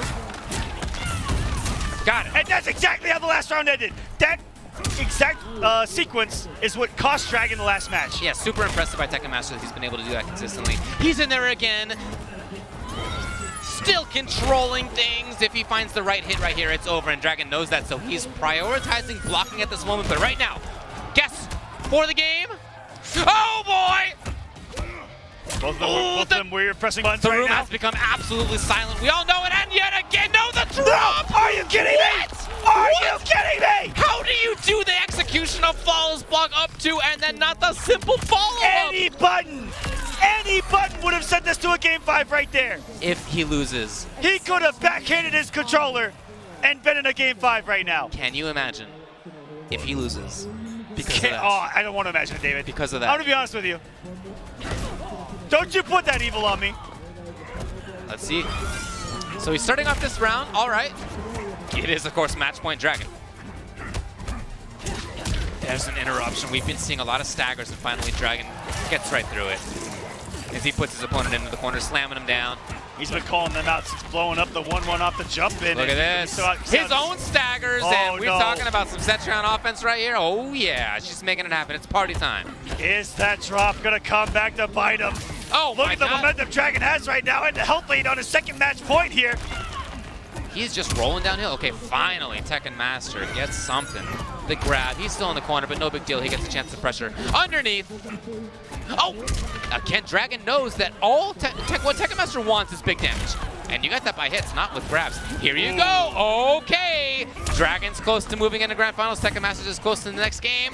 He goes low again. That was it, dude. If that had been blocked, oh my God, I can't think about it. Next. Yes. One more mix-up play for both of these players right now. No fatal blow for Dragon. He's going to need a clean BMP. Has to watch out the break. Again. Low. Yes, that's it.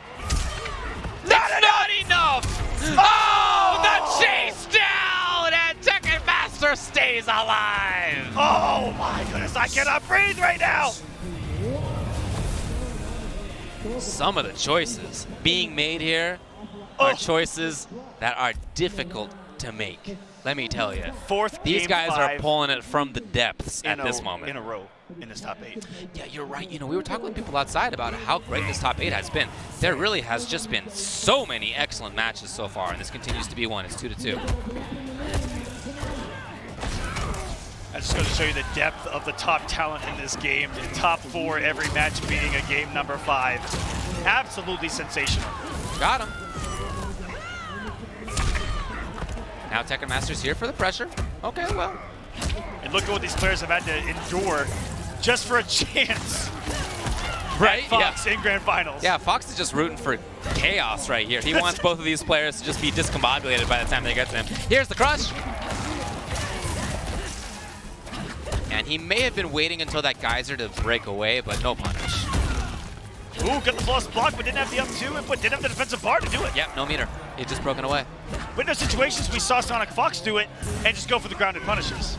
More damage at the end of the day. Sure. Might be something that Got him. Tekken has to look at the set. Yes, again, we see the Hell's Wrath as a way to seal the deal. He's expecting a roll. It's match point yet again for Dragon. Is this his third one? Yeah, I think it is. Match Yeah. point number 3. Fight. This was almost a wash. Newly added to Beast Coast Dragon. He had the 2-0 lead. And what a fight from Tekken Master, like we saw in his previous match too. He went for the read of read. Wow. Of course, that does crushing blow if he meets the opponent in the sky. And Dragon trying to pressure. Okay. He's already spent the crushing blow string. Dude, what awareness right there. He knew he had spent that crush, so he went for the regular combo instead. Wow, what control by Dragon right now. Everything in his favor. Hasn't taken his foot off the offensive pedal. Ooh, scary forward one. Ready on the throw tech. It's Dragon, but not ready for that. Tekken Master brings it out. Now he needs so much work yet. He cannot rest. Wow, Dragon getting a lot of those shields and only doing 311 there. Coming in. Dragon is not even playing that zoning game anymore. This man's in here. He's Pure trying to press. offense He right wants now. to end it. Wants to end it now. He wants to run back with Fox. He wants to give a taste of his own medicine. He wants to be your EVO champion. 1 hit away now. Tekken Master This knows is by the what way. a land he's Oh, punished. wait a minute. Oh, one more is going to do this. This may... What has he got? Oh, wow, Dragon did Tekken. Punish! Oh my god, Tekken Master! He doesn't have have a bar! bar. He One doesn't more have it, but he can probably go for chip kill. That's what he was going for. Two. Double match point. This is Mortal Kombat. It's final round yet again! 2 Green Marios all day today! Did you see the comeback needed? I'm living. Oh boy, and no punish either. We've seen him do that all day and not right there when he really needed it. Got him. Here's Tekken Master going for the pressure. He's made so many good reads. Whoa! Just in range, just barely. I was just praising Tekken. I'm making so many good reads on Dragon's wake up here off of these throws. Met him in the successful. sky, into nothing. Oh, he And actually he's got dead. hit. He didn't need to. He didn't need to. Unfortunate for him right there, but Dragon's capitalizing. And he backs off. Low Both enough of them. not He to tried punish. to punish, and Yes. it just wasn't right there. It's the first time that he's really done Hell's Wrath and tried to punish it. Oh. Again. Dragon is on the cusp. But he was last round too. He didn't believe in it. He's still 1 hit away. It's gonna be the win. That's That's gonna be it. the Punisher. Dragon in a final round is gonna make it to Grand Finals of EVO. Jubilation for Dragon and for Tekken Master, as you can see on his face. There was a moment right there where if he had come in with forward 2-1, he did find the hit on forward 2. You can't hit confirm it with just 1 hit. Yes. He needed to have committed, and he just didn't think it was time. And then right after that, unfortunately, he overcommitted with the string, hitting Dragon out of the sky, and that put him at a big punishable whiff. So 2 moments right there that you know that's what he's thinking about. That's all that's going through his mind right now is the lost opportunity. But I do want to say for him to get 3rd place at EVO out of the biggest Mortal Kombat tournament of all time, over 1,500 players, is a fantastic, fantastic showing. Yeah, and for him to go to losers in a final round, final hit to SonicFox, Yes. to get eliminated by Dragon, final round, final hit. You're right. You're absolutely right. Yeah. That just goes to show you the strength of what ended up being our top 3 here. You're absolutely right. Yeah. Fantastic play by Tekken Master. And so he was the 3rd best player He really was. He by only lost to these definition two. of every sense of the word. Every way. Yeah, not only did he finish 3rd, of course, but the only people he lost to were the people who are in Grand And he Finals. was 1 hit from beating And both. very close. 1 button. Very close. Oh, wow. So anyway, Tekken Master's day is over. But ours is not. Look at that crowd here. Ours is not, and the crowd knows it. There is a Grand Finals still to be played. We're approaching midnight, and these guys are here and alive with us at Evolution. I hope you guys are too in chat.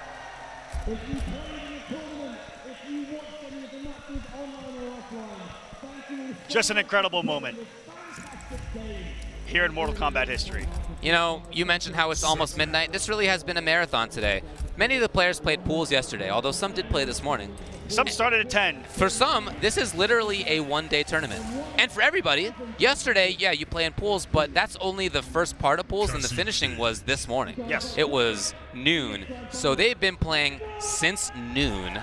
SonicFox was in Grand Finals for another tournament. Talk about a marathon for today of 12 in the morning to almost 12 midnight for these two players. And they all are playing out of their mind after it's incredible.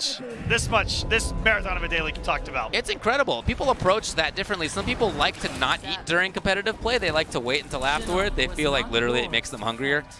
You can't do that. I don't you know can't about do that that. one here, Coach, but ladies and can't do that. gentlemen, Round one. Grand Finals, Mortal Kombat, Evolution, let's go!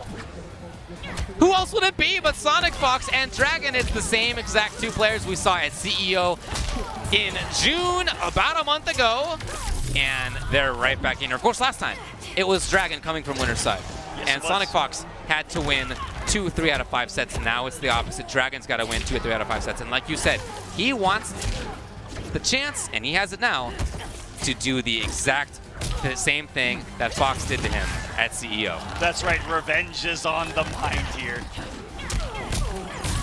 Needs to win 2 sets to do it. SonicFox is by far the colder of the two players right now. Okay. Dragon's coming in absolutely warmed up.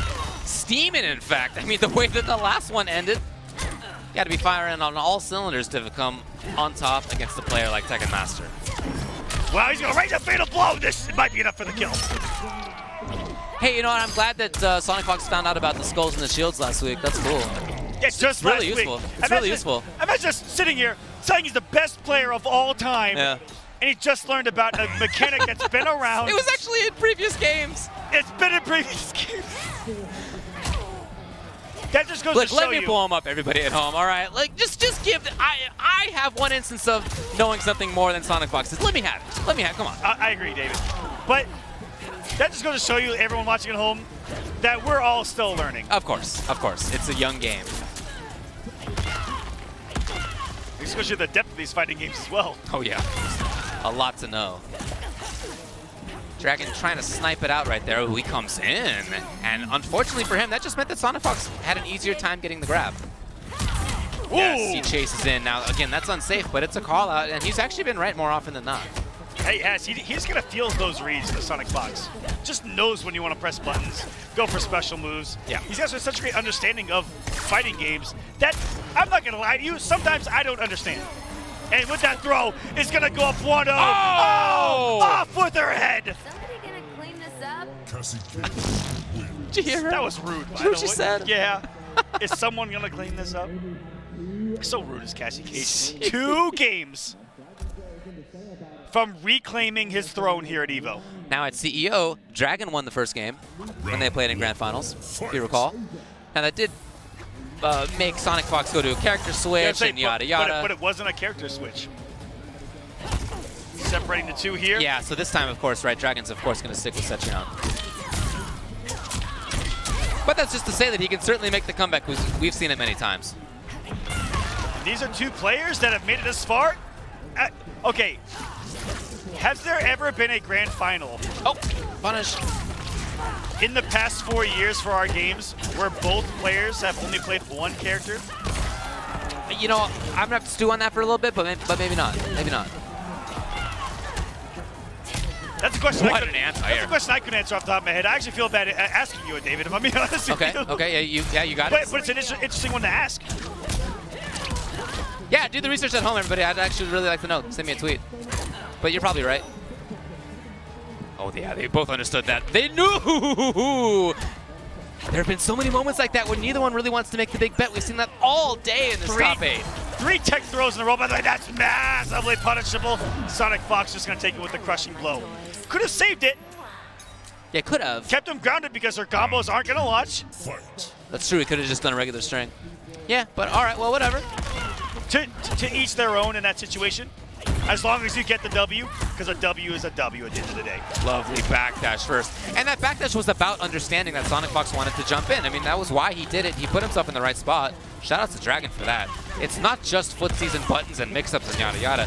Where you are on screen and when is a huge part of this, and he's one of the best at that. It certainly is. Walking into some active frames right there. No bar to confirm with by Dragon there. But that kept him knocked out in front of him. Wow. What an anti-air shoulder right there. Is this enough? SonicFox didn't believe it. And he was right. Oh. He tried to actually use jump kick to float over You see that? He tried to put his hitbox like above it. Move it above a little bit by stretching her out horizontally. Classic. That was From Fox. a cute try. Yeah, dude. I like the idea behind it. That's twice that Geyser has whipped on potentially Cassie's hitbox in that situation. Or, you know, there are a lot of times where you're just, it's got a kind of small hitbox to it itself. And Sure. Versus being tricky. Expected SonicFox to come forward, and absolutely correct was Dragon as he's got the knockdown into the corner. And, you know, SonicFox has not taken the bait on that boulder mix-up at all. Trying to back off. Got him. Ooh, Dragon. Oh, that moment yet again. And that's if you block late, which he did, I guess. So Dragon is in big trouble. That's going to be the game. It's just like that. 2-0 SonicFox. Very close second game there. This is how it started on the winner's side as well. 2-0 SonicFox, but the second game was close. And Dragon was putting the pieces together and figuring it out. That's right. And then used that in game 3 and 4 to tie things up.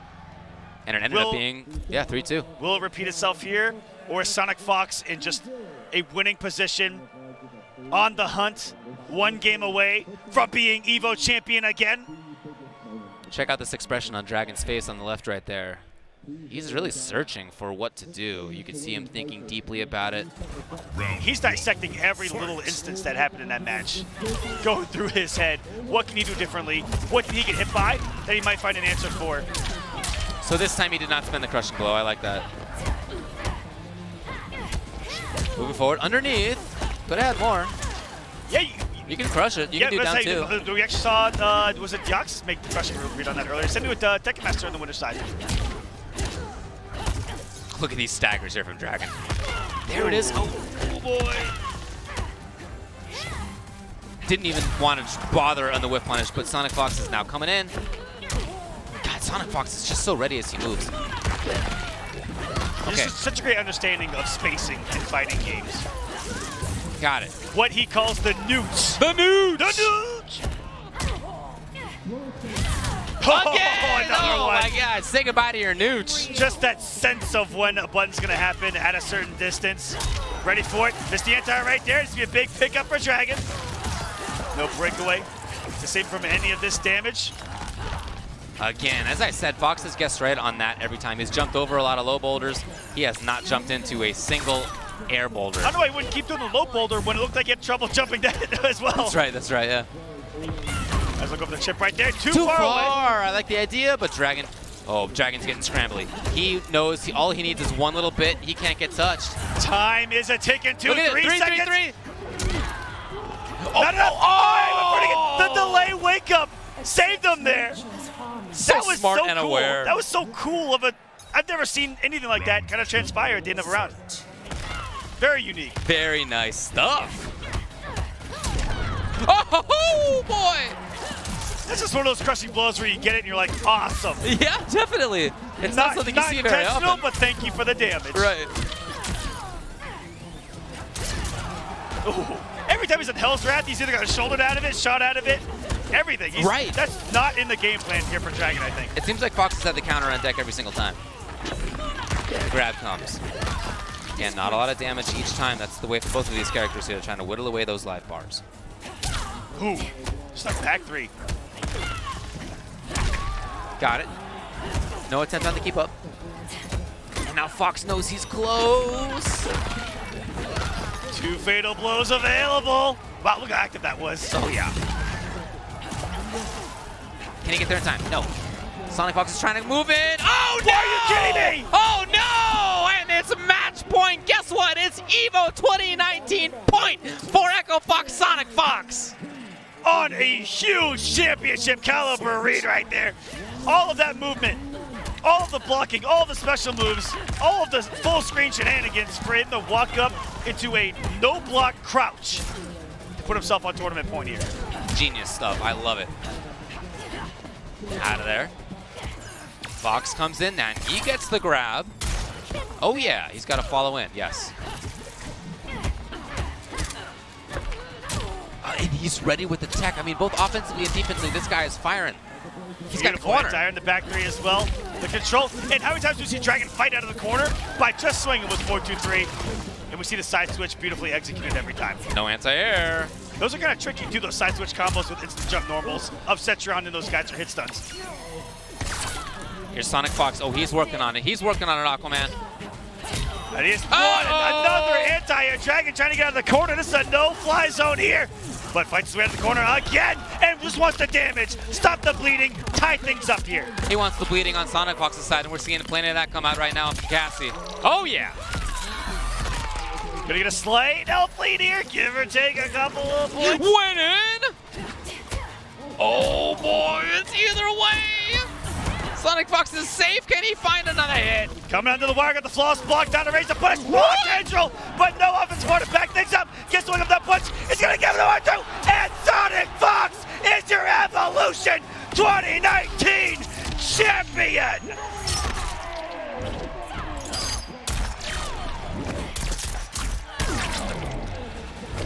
Yet again, SonicFox is back in control of Mortal Kombat at Evolution. It's been 2 years since he won EVO, but as you said before, he was actually the reigning Mortal Kombat champion. Intervening years was Injustice, and he's back on top. You can see it right there. Fox as he has points to the sky. reclaimed his throne here at Evolution. He was in 2 grand finals today, and this one, he came out on top of. Unlike last year where he was unable to win the NRS title and take it with Dragon Ball this time around, was able to do so here in Mortal Kombat. I don't think he would have wanted it any other way. I think you're right. If he has to guess, yeah, this is his roots right here. This is his roots, this is his home. Yeah. And he is back on top.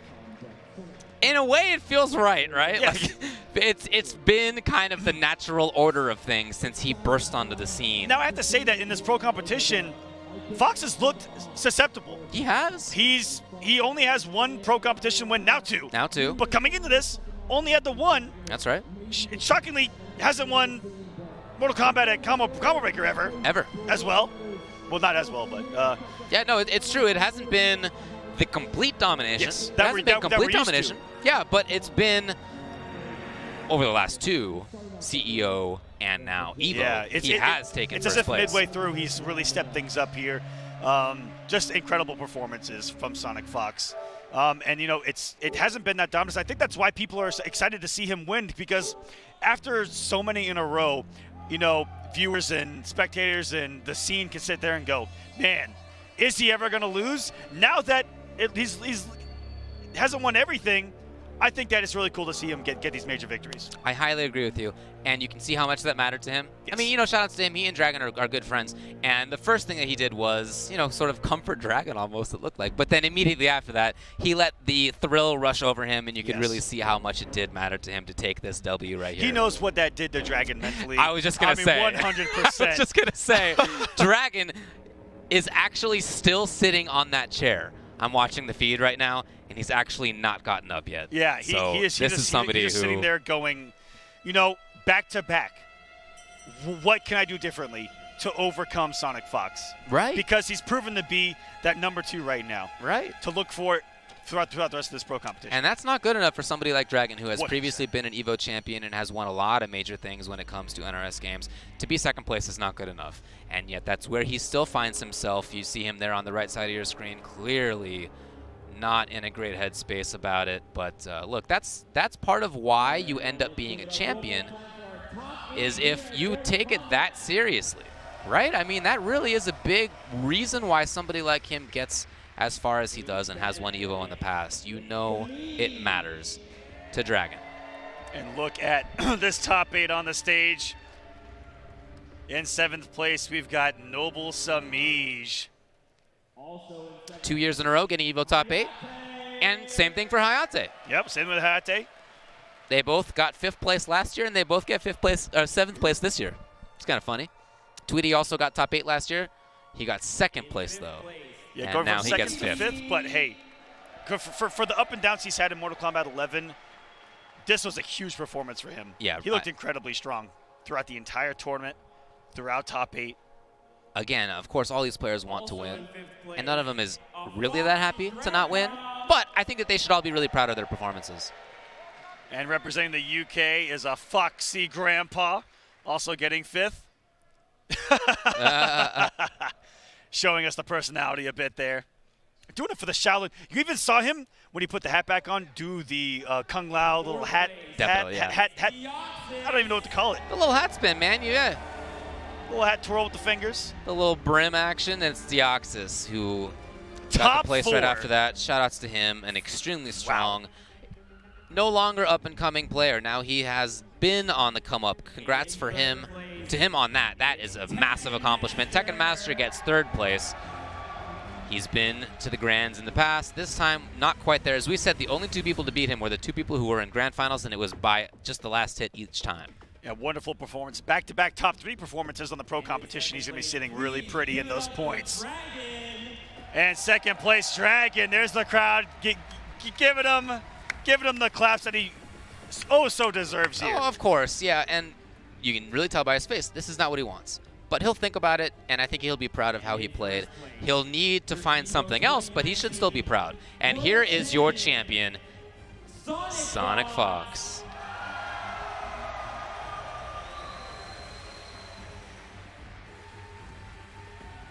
And Chris Lee's asking him where to put it. He'd like it on the nose, please. Always on the nose. Give it up one more time for your world. As it falls off. And he's also taking home the trophy. And as we said earlier, 600 points on the pro competition to almost double what he had before. So now he is gigantic in front of everybody else. Over 1,000, yeah. He's got over 1,200, in fact. So he's blowing away everybody else on that front. And again, I mean, there was a lot of money on the line. There was a $15,000 pot bonus that was put into this. On top of that, there were over 1,500 competitors, and at $10 per entry, that's $15,000 more dollars. So a lot of money to be dispersed to this top 8 and so forth as well. I just have to say that will go down as one of the greatest Mortal Kombat tournaments ever. To date, the biggest. That top 8, so many Game 5s, so many epic matches that happened, that transpired for you guys. The pools were incredible. The matches, savage, bloodbaths to get into this top 8. These players have been here before. Yep. And again, the 2 considered top players of our game duking it out for the championship. I wouldn't have wanted it any other way here as a Mortal Kombat player, as a Mortal Kombat fan myself. I definitely agree, man. I think that was a blast. I hope everybody at home enjoyed it as well. That's going to be it for Evolution 2019's Mortal Kombat 11 tournament.